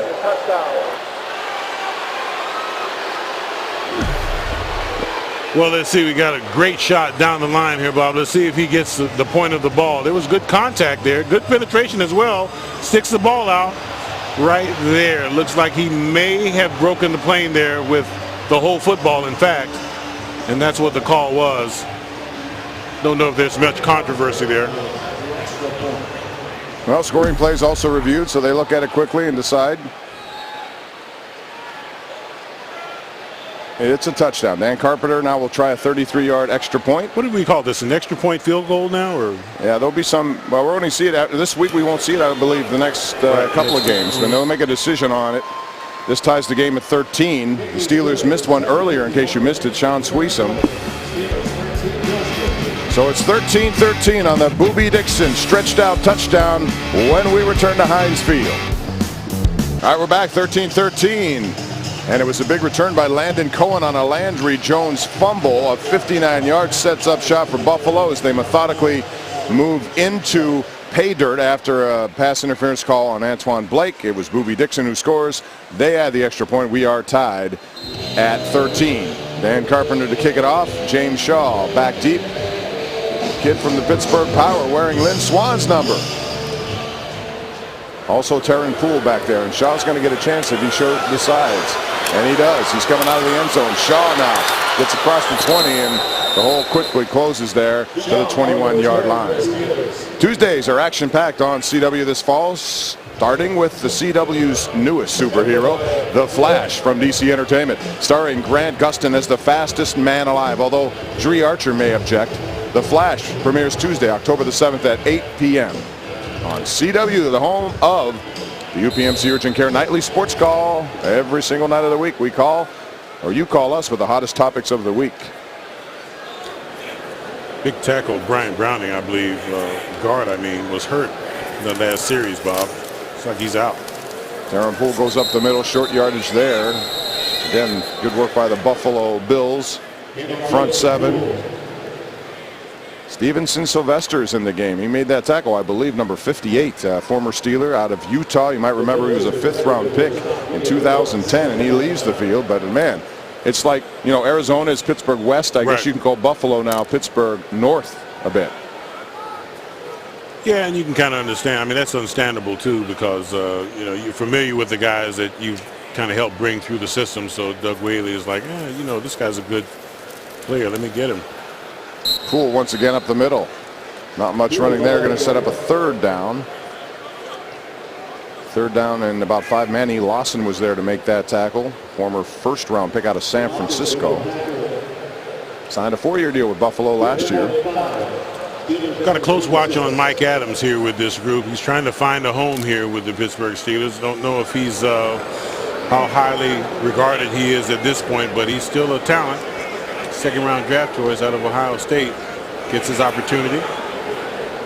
And certainly Mike Munchak wants to keep as many guys around as he can on this line because of depth issues. You know, here comes the pressure. Landry Jones delivers in and out of the hands of Martavis Bryant with defense over there by Aaron Williams. Martavis Bryant again getting his chance to get his hands on the ball. Couldn't quite handle that one. Maybe thrown a tad behind him. Here was a shot of big Mike Adams.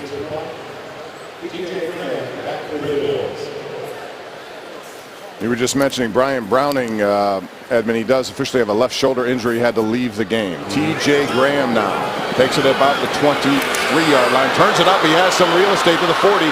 Almost of midfield before he's run out of bounds. But a nice return by T.J. Graham as the Bills, who've tied the game now, have nice operating room. A punt of 51 yards. A return of 19. And there is a flag on the play. That was one beautiful move by T.J. Graham. Wow. Illegal formation.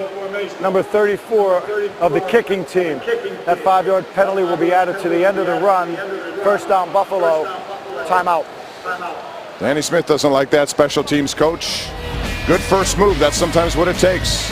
Little out and in. Look at that move. Wow. Good blocking at the point of attack, too.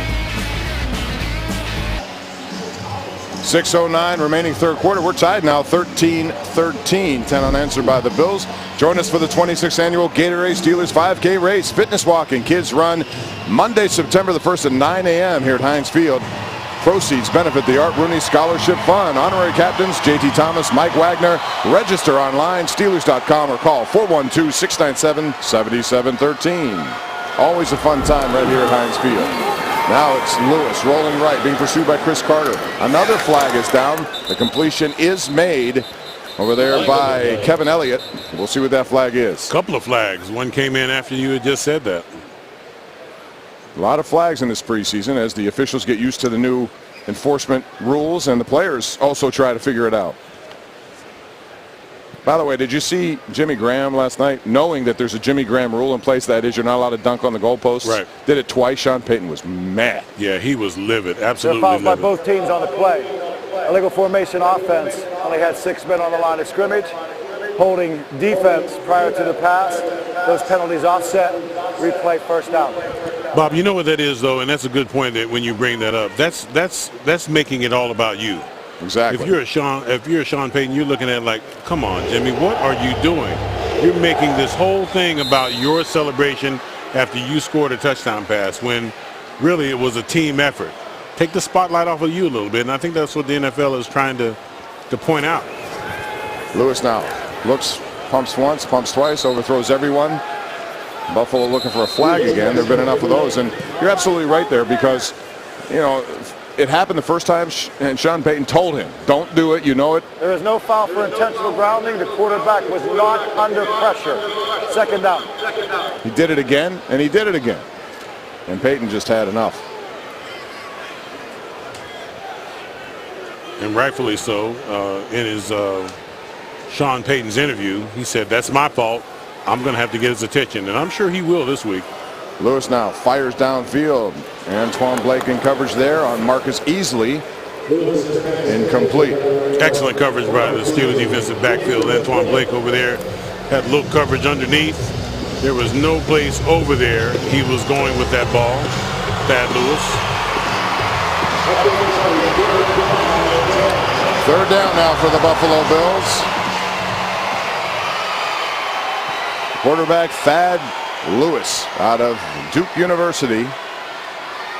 Undrafted with the Rams back in 2010, traded for by the Bills last year. Here comes pressure from the outside. Chris Carter trying to wrap him up, and Lewis escapes. He then throws incomplete, intended for Elliott, with nice coverage there by the Steelers secondary.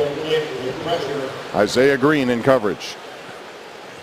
Excellent coverage by Isaiah Green. That Lewis broke out of that pack, and really with that blitz, you're supposed to make that tackle. You have to make that sack. You're right in position. You got him surrounded, and then you let him escape. And that's what a good quarterback with good feet can do to you. But still, great coverage in the Steelers secondary. There's number 8, Brian Moorman, who spent last summer with the Steelers before he was released. He's hooked on with the Buffalo Bills. Dree Archer back deep now, signaling everybody to come off, and the Bills are going to down it inside the 10-yard line. And another flag. Second tour of duty for Brian Moorman, a very reliable punter, 2-time Pro Bowler. The Steelers certainly have to improve their punting situation, upgrade it.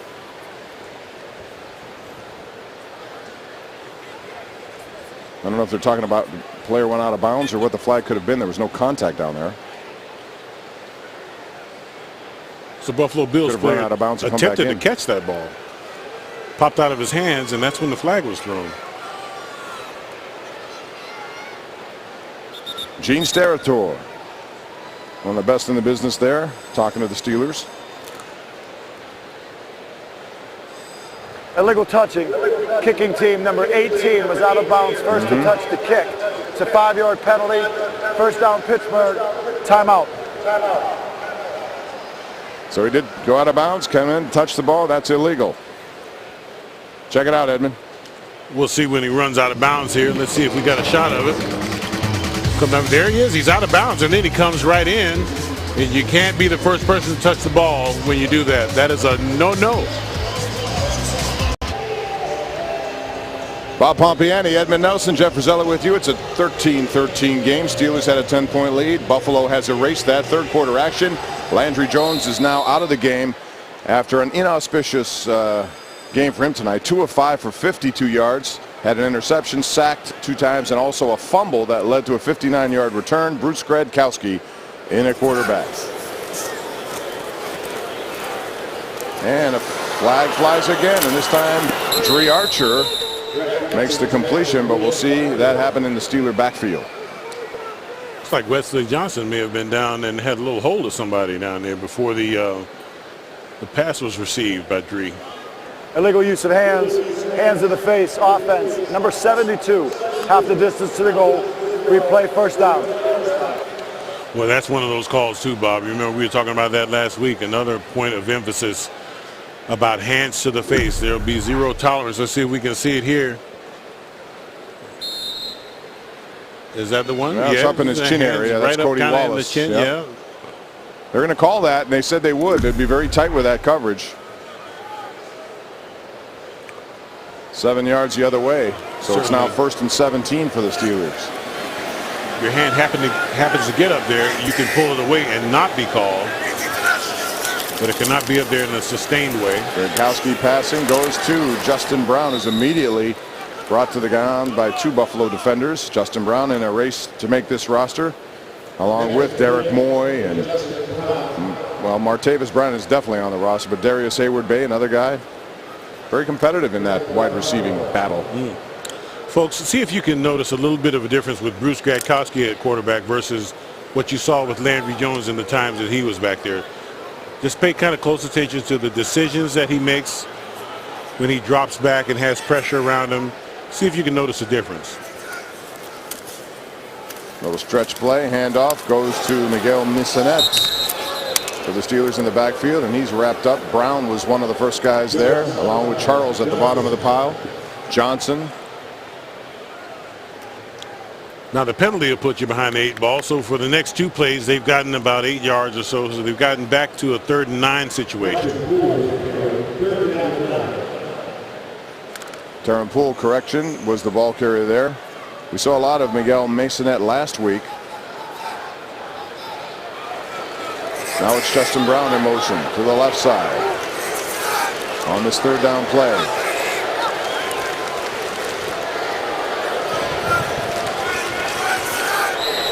And now movement on the left side of the Steeler offensive line. Offense.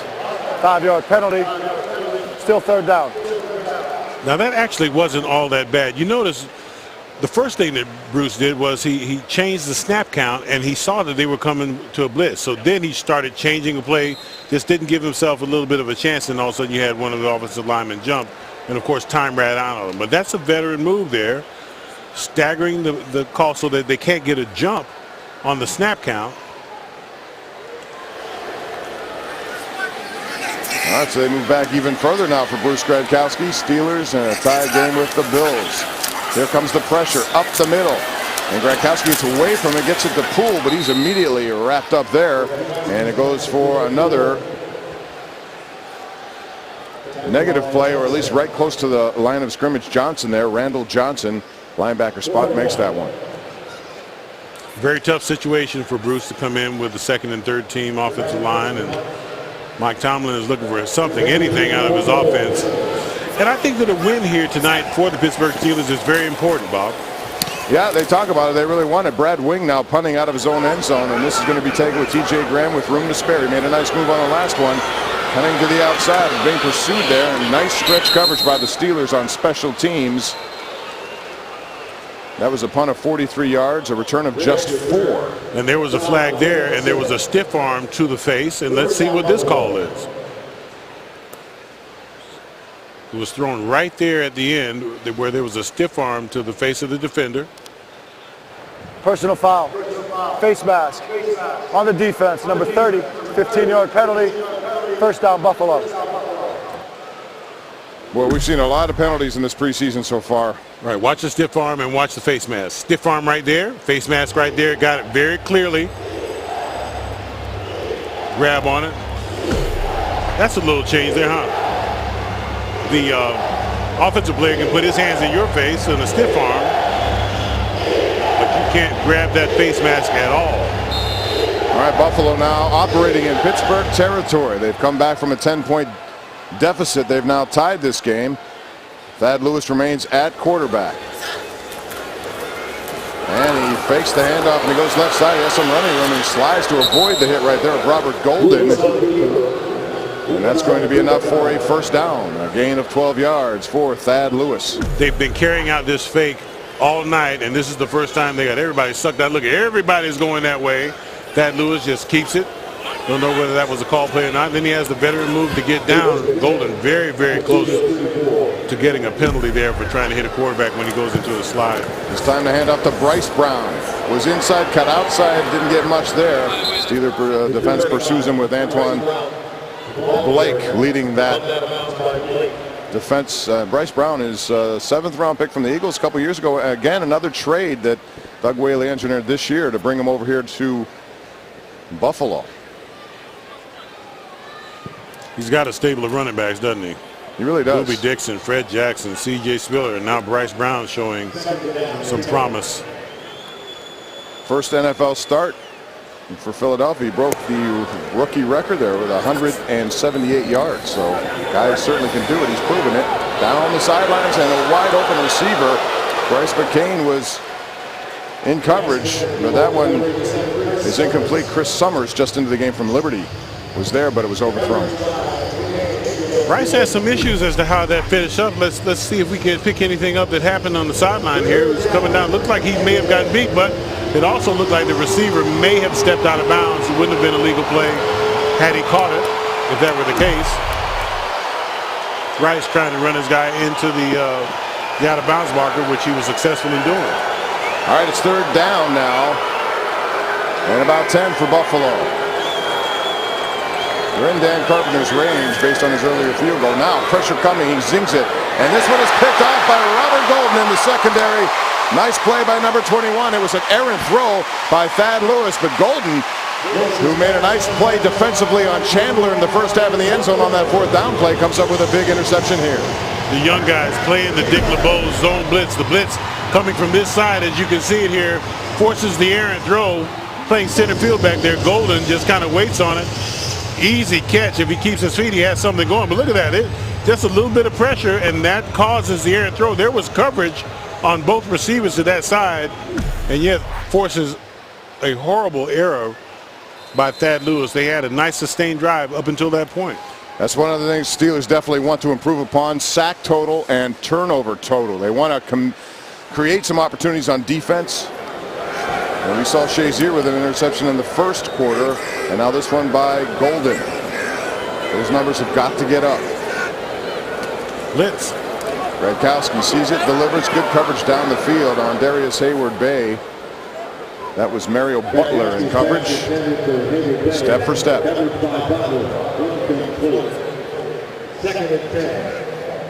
Butler probably understands he got burned earlier in the week by Hayward-Bay. He's not going to allow him to get out there on the edge.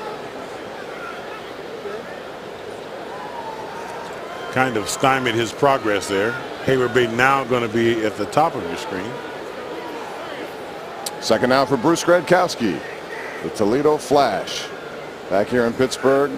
Family happy he's finally back here. Penalty flags fly again. Gradkowski being pursued from behind. Delivers and has his man, although it's incomplete as he hits the ground. That's Justin Brown. With nice coverage there by Ross Cockrell.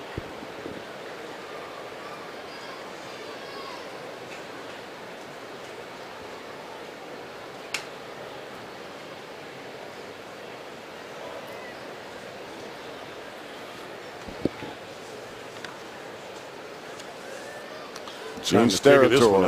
Looks like illegal formation offense. Number 10 was covering a receiver. The penalty is declined. Third down.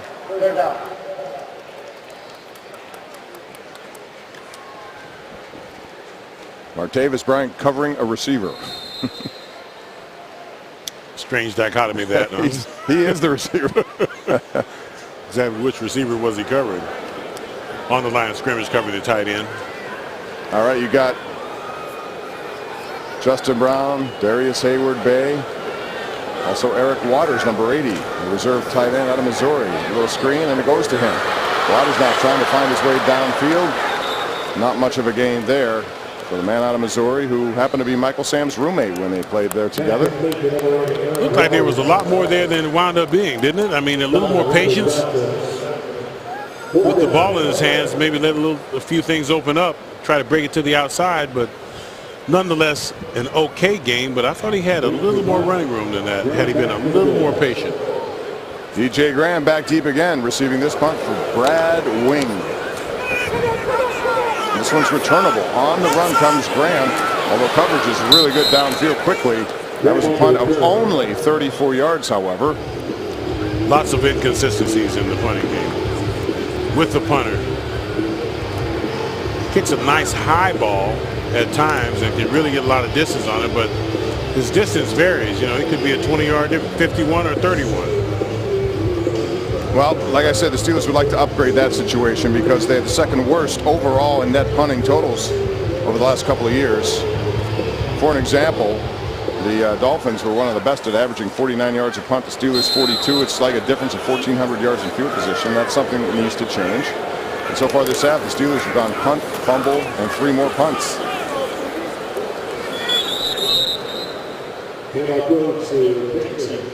Jeff Toole in the game, the new quarterback from Washington State.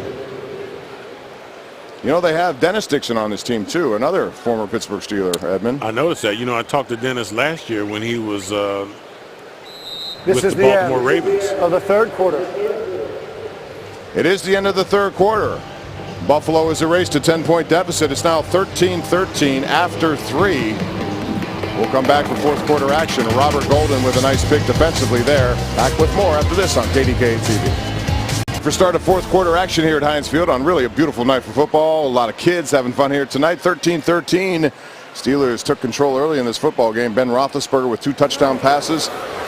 Bills have fought their way back, and that's a handoff up the middle right there to Bryce Brown, the former Philadelphia Eagle and now Buffalo Bill. And you can see, Bob, with the young guys in here, you weren't as open to the cutback with the veterans in there, but now the young guys first thing you see is a big cutback run.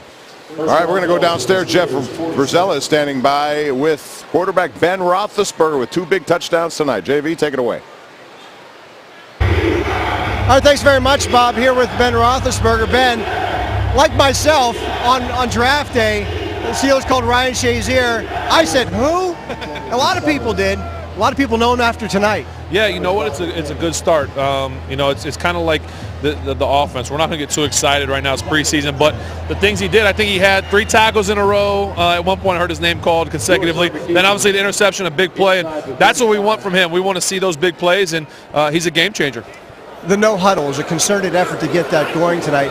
How important is that to the success of this offense? Well, it was good. We wanted to come out and communicate, not make mistakes. And from what I saw, it didn't seem like we made many mistakes, if any, whether to check out on film. But you know what? It was good by everybody. Even Coach Haley and myself communicating. There were a couple of times that in my headset he said, "Think about this," and you know, it's a total team thing. A lot of new parts on offense. It seems like it's a revolving door from year to year, and you have to adjust.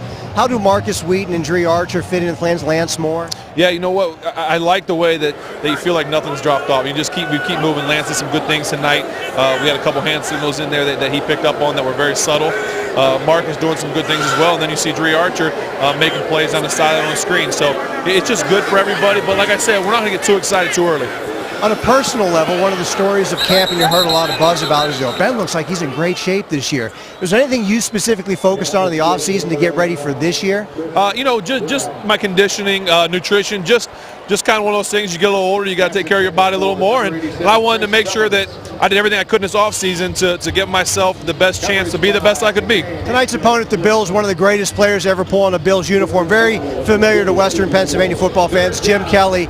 You have a tight friendship with him. How has that impacted you as a person and a player, and his ongoing struggle in his battle against cancer? You know what? One of the toughest people I've ever met, both on and off the field. I think anyone that knows Jim or has watched Jim will agree with me. And such a good person, a great guy, great family, and everything he has gone through, him and his family, has touched so many people, whether you knew him or didn't know him.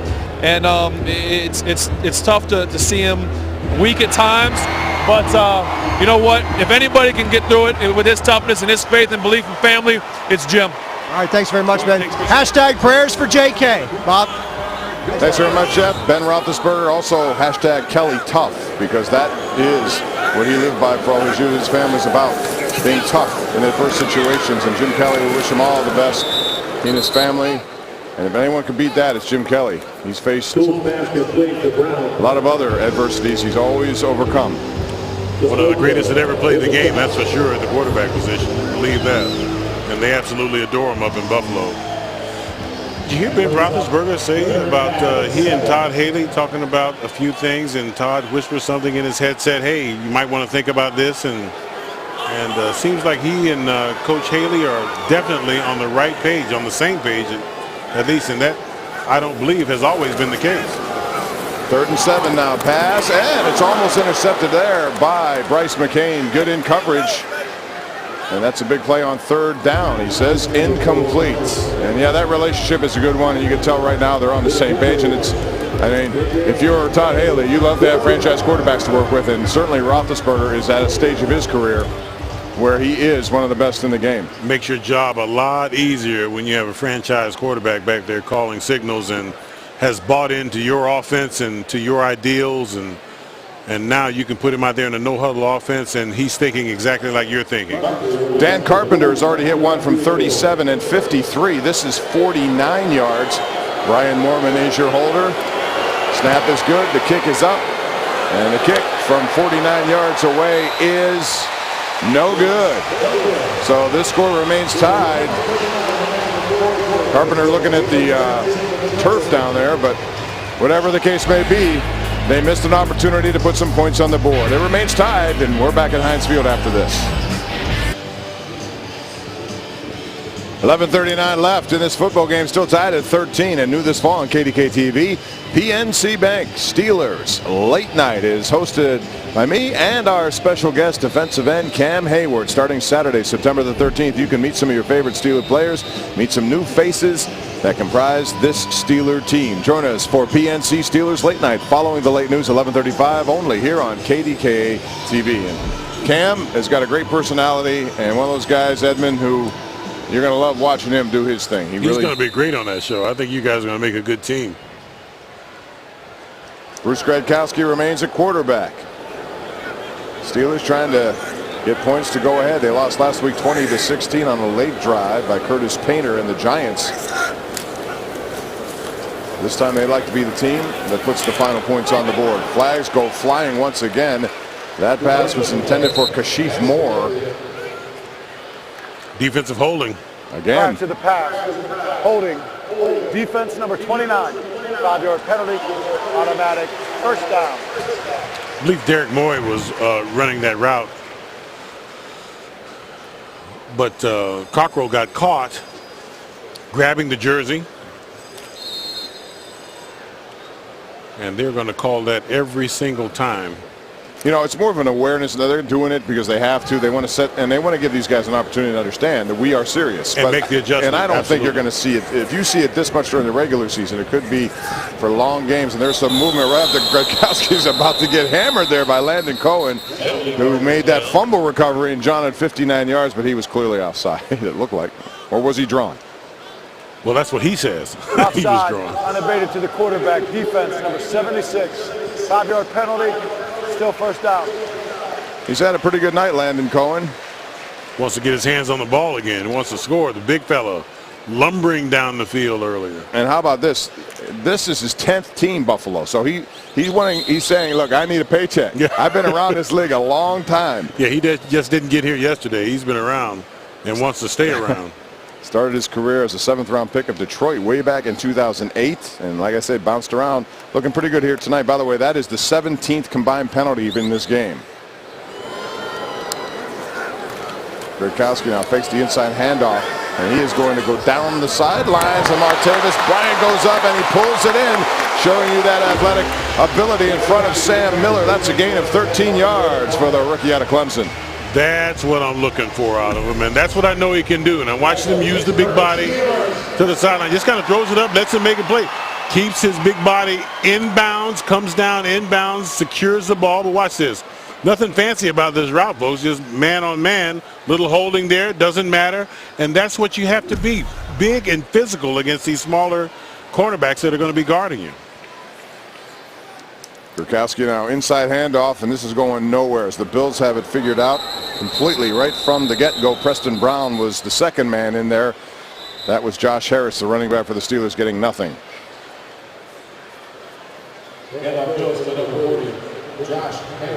This could be key. You can see Bruce Gradkowski running the no huddle, looking to the sidelines to see what Todd Haley has to say.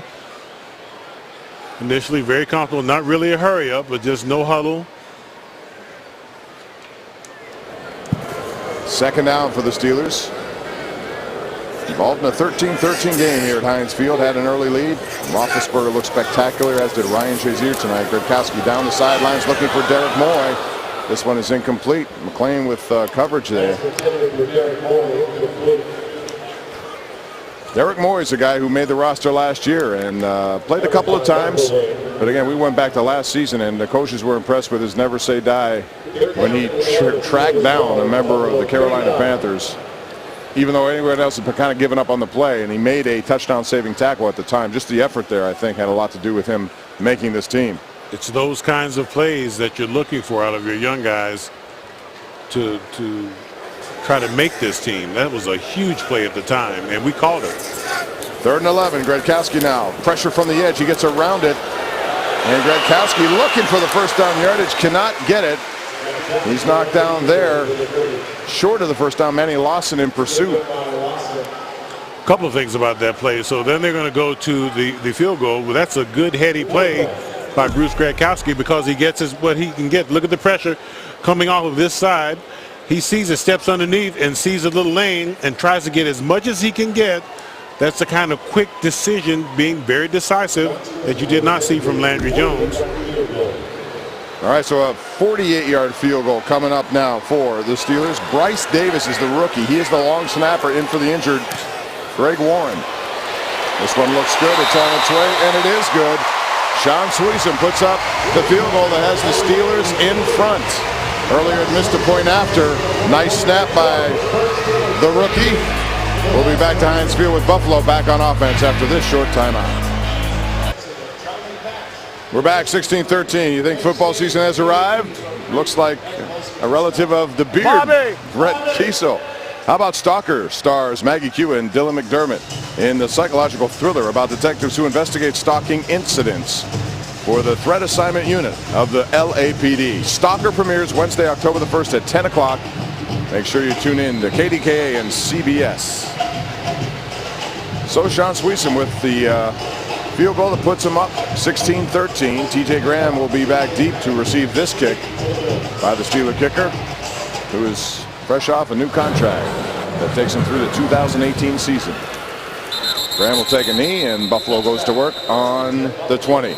We'll take a break as the Steelers now try to protect this 3-point lead at Heinz Field, trying to get their first win of this preseason. Back after this. Bob Pompiani, Edmund Nelson, Jeff Frizella with you. It's 16-13. Steelers have the lead. Sean Sweeson field goal puts them up as Buffalo go back to work on offense. Time for the young guys on the Steelers defense to stand up. I believe the Steelers really need this win. I really do. It's been a couple of preseasons since they've had one. It's a nice feeling going to win. Yes, we understand what the preseason means, but it is also a standard being set for, hey, you want to win the game in the end, you want to make the key plays, or you want to just settle for whatever type of performance you have. Tua rolling right, looking for a well-covered Rodriguez. Good coverage there by Vic Soto, the Steeler linebacker. Let's go down to the field. Jeff Frizella hanging out with number 97, Cameron Hayward. All right, thanks very much, Bob. Here with Cam Hayward. Cam, first off, your impressions on your Buckeye alum tonight, Ryan Shazier. I thought he made a lot of good steps today. You know, the pick was big for us. He's got to get better at tackling a little bit, but you know, he can continue to grow and help this team out. The team recently has gone through a youth movement the last couple of years. You're in your 4th year now, and you've been thrust into a leadership role at perhaps a younger age. Are you ready to assume that role? Whatever you need me to do. You know, I don't know what my role is going to consist of. Still trying to feel it out, you know, whatever they need me to do, but you know, I'll stay ready. Do you feel a kinship with Ryan Shazier because you're both Buckeyes, because you're both Steelers? Do you sit down with him ahead of time and kind of give him the ropes and say this is what to expect? A little bit. You know, sometimes a rookie's got to fill out what a rookie has to fill out. But, you know, just try to guide him, you know, make sure he's on the right path. You know, he's going to be a heck of a player in this league. You see it with his work ethic and, you know, just the way he plays football. The complex scheme of this defense, Dick LeBeau, can it be grasped at such a young age with so many new and young players? You know, it's going to be an interesting question this year. You know, you never know what's going to happen. You know, I know it's a lot on their plate, but, you know, we're asking a lot for them, and we need them to produce now. You know, whatever way possible, they got to produce. And we're going to help guide them and put them in good situations, but, you know, they have to bring up on their end, too. All right, thanks very much, Cam. Appreciate your time. Thank you. Appreciate it. All right, Bob, back up to you. All right, thanks very much. Once again, Steelers Late Night presented by PNC. Cam Hayward joins me every Saturday night, 11:35. Here's a punt by Jacob Dombrowski.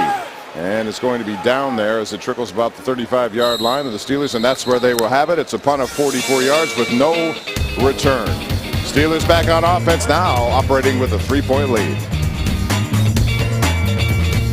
Steelers up by 3. We've seen all sorts of beards here tonight. There's another one.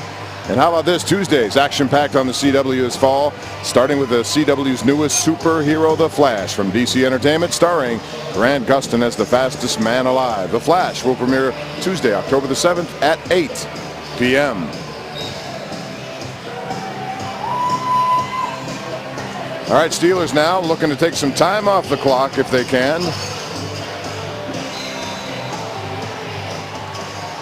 Just joined us. Ben Roethlisberger did some good work in the first half. 8 of 11, 128, 2 touchdowns, 1 of 76 yards to Antonio Brown, and the other 16 yards to Marcus Wheaton. After Ryan Shazier, Ryan picked the pass off and returned it. Beautiful play. He had a heck of a first half. Did number 50, and that's where you are right now. 16-13 Pittsburgh. Bruce Gradkowski making very good decisions. Decided to get the team into field goal position, and then Sean Sweeson with a great field goal there to put them up by 3. That's what a veteran quarterback does. Let's see what he can do here.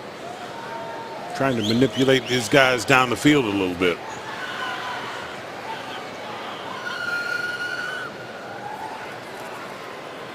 Gradkowski now looking down the sidelines, trying to go again for Martavis. Bryant goes up, tries to make that play against Sam Miller, but this time it goes incomplete, but a good effort there by number 10. Well, you can see the talent, can't you? I mean, you can just see the talent coming out of this young man, this long strides, and he was a very young guy. Could have stayed in college, decided to come out. So he's going to be a work in progress, but boy, when he gets it, you know he's going to make some great plays. How about he and Sammy Watkins together down there at Clemson last year? I watched a lot of their games, Bob. They were unbelievable in the passing game. Really good. And Watkins, in case you missed it, started this game, but got knocked out with a rib injury. We don't have an update on that injury, but he left the game and did not return. This time a little wobbly passing. It goes to number 17, Lanier Sampson, for the Steelers out of Baylor, who makes that catch. Sampson trying to find a place with a lot of talent at the wide receiver position. Even though some of the guys are new, you know some are going to stick. Once again, TJ Graham back deep. He's been the guy back there, and we'll see what Mr. Wing can do this time. He does get good hang time, but length of punt has been a problem so far in the first couple of games. Graham now makes a move and then gets clobbered there by a couple of Steelers, including Arthur Moats on special teams. That was a punt of 50 yards, only 6 yards on the return. Torrin Poole forcing the action, getting down there really quickly. Good effort on the special teams. Solid kick. Let's check out the PNC scoreboard, brought to you by PNC Bank for the Achiever and you. We have some preseason football games to show you on the scoreboard this time, including Baltimore and Dallas, a high-scoring affair. The Jets and Bengals, and Indianapolis with a fourth-quarter lead over the Giants. And interestingly, on Monday nights, the Browns will take on the Redskins, and that quarterback derby that's going on in Berea, Ohio right now between Johnny Manziel and Brian Hoyer, who will be the starter when the Steelers play the Browns on September the 7th right here. Dick LeBeau has said it's all his belief it's going to be Johnny football. We'll see. That is a bit of a circus up there, isn't it? You know, and I got to honestly tell you, I just don't care. I really don't. Well, I think the fans want to see Manziel, but at the same time, their first 3 games are really tough, and I think maybe they want to protect the kid. We'll see. He hasn't done anything spectacular, but neither has Brian Hoyer. Johnny Manziel is eventually going to be the starter. Once he gets the whole playbook, I think that's the only thing that's holding it back. The fact that he came to a meeting a couple of minutes late with a bunch of other rookies. You can't be a starter if you're going to be doing that. If you're going to be a leader, then you're 10 minutes early as opposed to being 5 minutes late. Jeff Toole at quarterback now. Dick LeBeau watching these young guys, 3rd and 5. Would like to see them come up with a play as they did earlier on a goal line stand in the first half. Pressure from the outside. Sorota coming, but he's down. Here goes Toole. Taking off. He's going to have first down yardage and more. Ross Ventrone trying to chase him, and he gets him out of bounds, but a first down there. A gain of 17 yards for Jeff Toole out of Washington State. And that's one of the things that you try to teach young defensive linemen and linebackers when they're rushing the passer in these types of situations. You have a 3rd and 5. It's a critical down and distance. You want to keep a quarterback, especially guys like these guys for the Buffalo Bills. All of these guys are very mobile, Manuel Lewis and Toole. Keep him contained in the pocket and make a big play. Force him to throw from in the pocket. Toole now looking down and finds his man, Torrey Gurley. Gurley gets yardage there, and Jordan Dangerfield gets mixed up with a Bill player. That's a gain of 15 yards as they move the chains again. Gurley fired up, saying, let's go. Give me the ball again. Dick LeBeau trying to concentrate, make sure that his guys try to get off the field, understand the gravity of the situation. There's a win on the line, boys. Number 34 for the Steelers, last week's hero in terms of getting into the end zone. Hojo, Howard Jones, he's in there now. Toole going down, and an outstretched attempt there by Chris Summers falls incomplete. Coverage on the play by Isaiah Green. Green really good position on that deep out. Green with the coverage for the Steelers. Second and 10. Doug Marrone, they drafted 3 offensive linemen this year here in Doug Whaley, and one of them is 71, right side of your screen. He's a big guy out of Alabama, not necessarily your cup of tea here, but he was a second-round pick, Cyrus Kwanjo. And man, was he good with them. His brother plays at Alabama as well. Toole now, nice protection. Here comes Howard Jones chasing him, and this one's going to be almost picked off, and it was complete. Instead, it is a reception there for Torrey Gurley. It looked like the Steelers might have come away with an interception. What was that? A good effort. I like you thought it was intercepted. Let's look how close this is. First of all, no pressure, so he gets to roll out of the pocket. Wow, that was close. That was really close. Lou Toller, who got turned inside out by Sammy Watkins at Steeler training camp the other day. He almost made that play.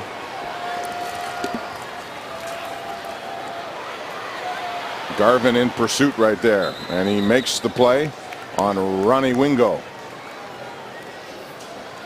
A little bit of a soft corner over there.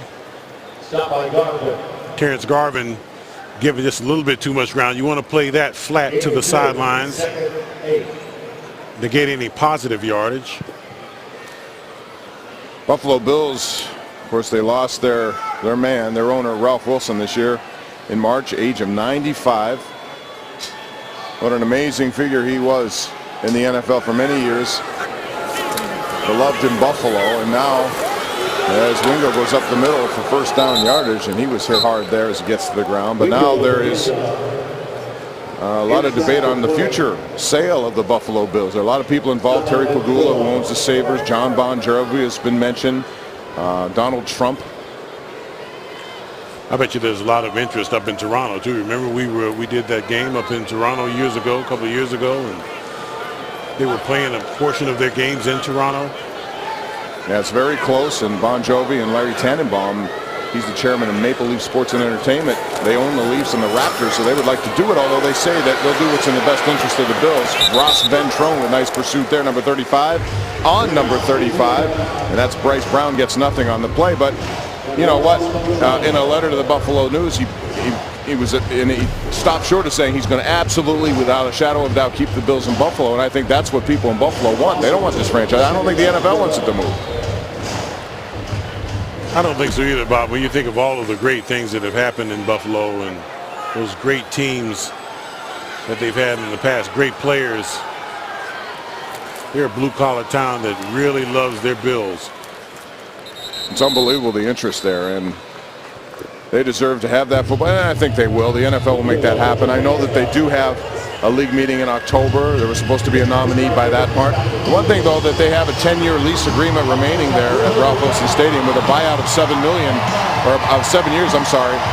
So that's always a concern, although they're going to put $130 million into renovation, Edmund. So they wouldn't do that unless they thought this team was going to be here for a long, long time. Well, they might need to do that because the elevator that me and you got on with about 20 other people moved at about a half a mile an hour. It needs help. There's no question about that. Toole now rolling away from Jones, who's being held on the play. You may see an offensive holding there on the Bills. Howard Jones was trying to get away from Chris Hairston, but it looks like 75 Hairston got his hand in the cookie jar. Good effort by that whole Steeler defensive front, keeping after it, staying busy. Offense, number 73, 10-yard penalty, 3 plays, third down. That's key too. Now it makes it 3rd and long, 3rd and 20 almost.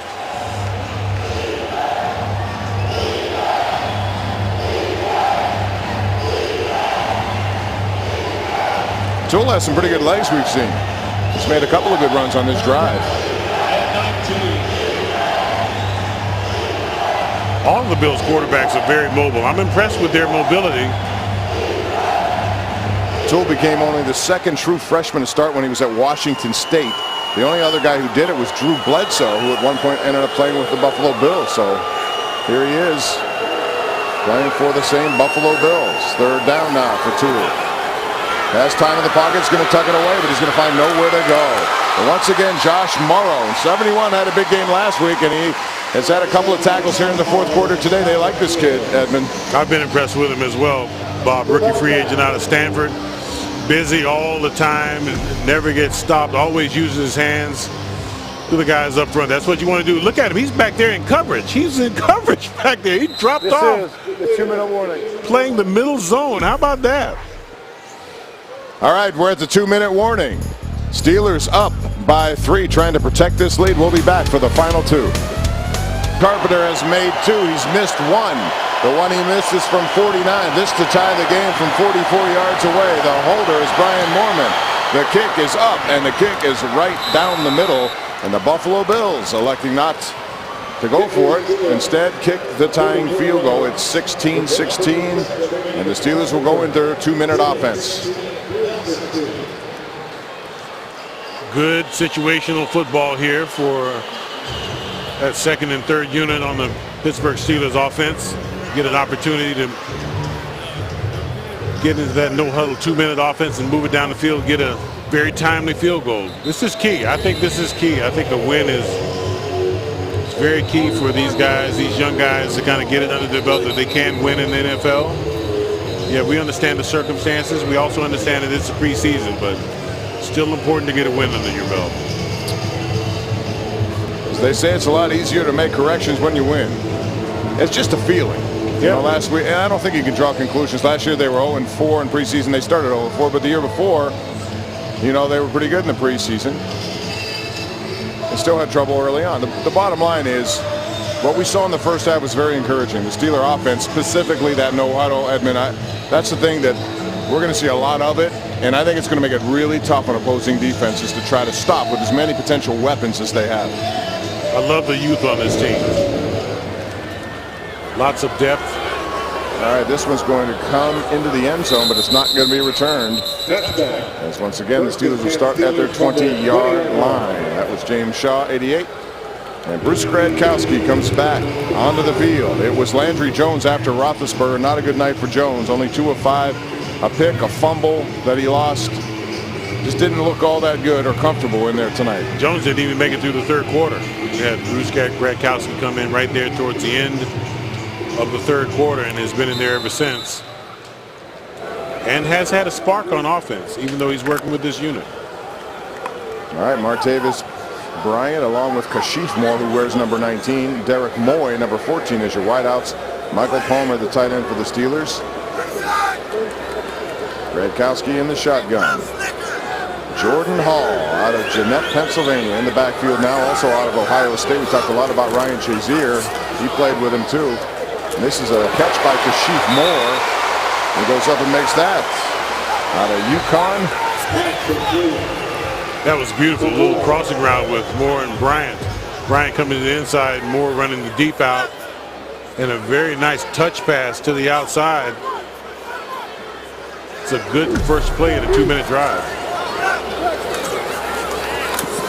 Gradkowski has time, looks again for Moore. It was bumped on the field.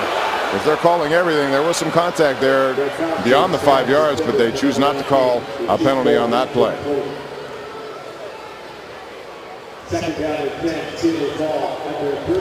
Chief Moore spent time on practice squads with the Colts, the Chargers, the Texans. Came here looking to make this roster, but it is pretty loaded when it comes to potential talent at wide receiver. Especially when you're looking at the 5th spot at best. Top 4 seem to be solidified. Gradkowski underneath goes to Bryant, and he tries to stiff arm the defender. Can't get away with it. First George timeout. Pittsburgh, 30-second timeout. Good effort by the big guy trying to separate, trying to get a little stiff arm in there. All right, now it's time for the high mark of the game, brought to you by Highmark Blue Cross Blue Shield. And who else could it be but this play from Roethlisberger to Antonio Brown? Showing the Jets the speed that we're used to. The all-pro receiver doing what he needs to do. Ben Roethlisberger finding his favorite target. You don't see many 6th-round picks do what he did last year. In fact, you never did. And, I mean, I remember the time when Mike Wallace was offered the extension and he turned it down. They immediately went to Antonio Brown. Did not hesitate, even though Antonio Brown didn't have a long resume. That's exactly the Steelers knew what they were doing with him.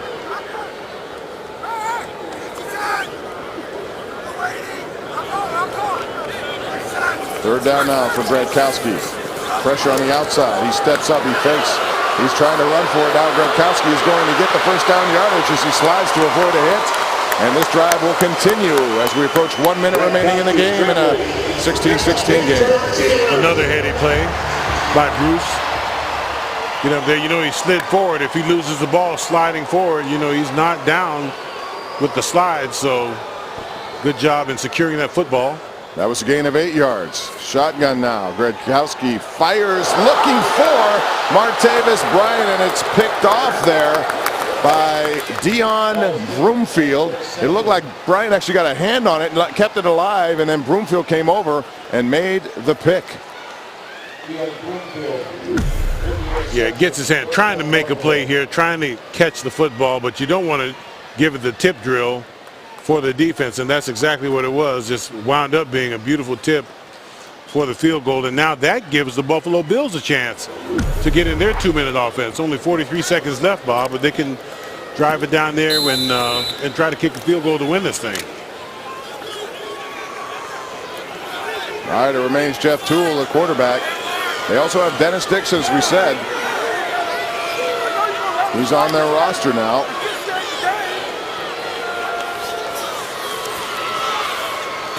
Toole gets his man, first down yardage. And it goes right there to Naaman Roosevelt. 30-second timeout. Who is a Buffalo Bulls member. Went there, so happy to be playing in Buffalo. Went to college there. Excellent protection up front. Absolutely no pressure. Nice move to the inside to get the extra yardage. They get close to the first down.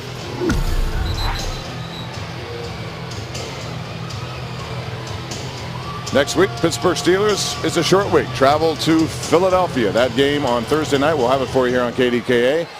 The Eagles were in New England last night, and Tom Brady was off to a slow start, but got his bearings in his first action against that defense. He threw a pick six, but he came back. Philly's playing fast. Here's Terrence Garvin up the middle, trying to get to the ball. Looks like he knocked it loose, or did he? But 57 came in with a lot of emotion and almost made a play there. Just missed it. The ball was backing in his hand. Just missed it, but wound up with the sack. Let's see how close he came to it. Right here, Garvin coming out the back. Swipes at it. Oh, almost had it. And Bob, I agree. He may have dropped it there initially and then fell on it. Terrence Garvin out of West Virginia, went undrafted. He was the guy in Week 15 who broke Cincinnati punter Kevin Huber's jaw on an Antonio Brown touchdown return. If you remember, Edmund, he was not penalized, but they did eventually fine him after they looked at the league and said it was a vicious hit. Too. Yeah, it was a vicious hit, but it wasn't an illegal hit, in my opinion. But Vic Soto now gets off his man. The ball comes loose. It is there and available. And the Steelers seem to have it. Last week it's Howard Jones who picks it up again. Jones going toward the end zone. Still on his feet. He scored last week. Almost identical situation. It was 49 Soto knocking it loose. 34 Jones almost scoring again. Vic Soto was so shocked that he came in there untouched. It was unbelievable. He was looking for somebody to block him. I was like, oh, wait a minute, there's the quarterback. Goes in and makes a huge play. Oh, beautiful move. Slaps the hands down, come down, and then just rips the ball out. And the ball's there for the taking. It's popping down the ground. Now you get the chance to get up. Howard Jones gets up and tries to score. That's a huge, huge play. Hashtag Hojo. That's 2 weeks in a row. It's unbelievable what we've seen there from these guys. So Soto from out of BYU. He played with the Green Bay Packers, Arizona, and others. He's trying to latch on, and there is a competition for one final linebacker spot. And this comes with only 15 seconds left in regulation.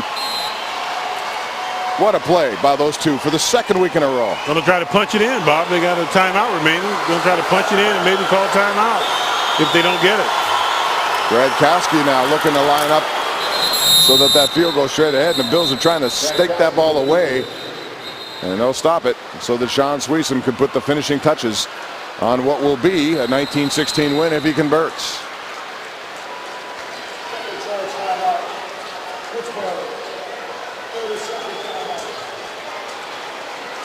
Coach Tomlin all over the clock there. Had the attention of the referees, got down to 2 seconds. All right, timeout. Let's put it on Sweesum's leg. How about Howard Jones, though? He's Division II from Shepherd. Last week, 2 fumble recoveries, a special teams tackle. I mean, can you say he has a nose for the football? Absolutely. So that group has played well. They played hard. We are looking for a home. And you know, you're not necessarily just trying to impress the Steelers. You're impressing people around the league. That's a good point. There are a lot of guys who will be cut who will latch on with other teams down the road. Sweesom with a 20-yarder for the win.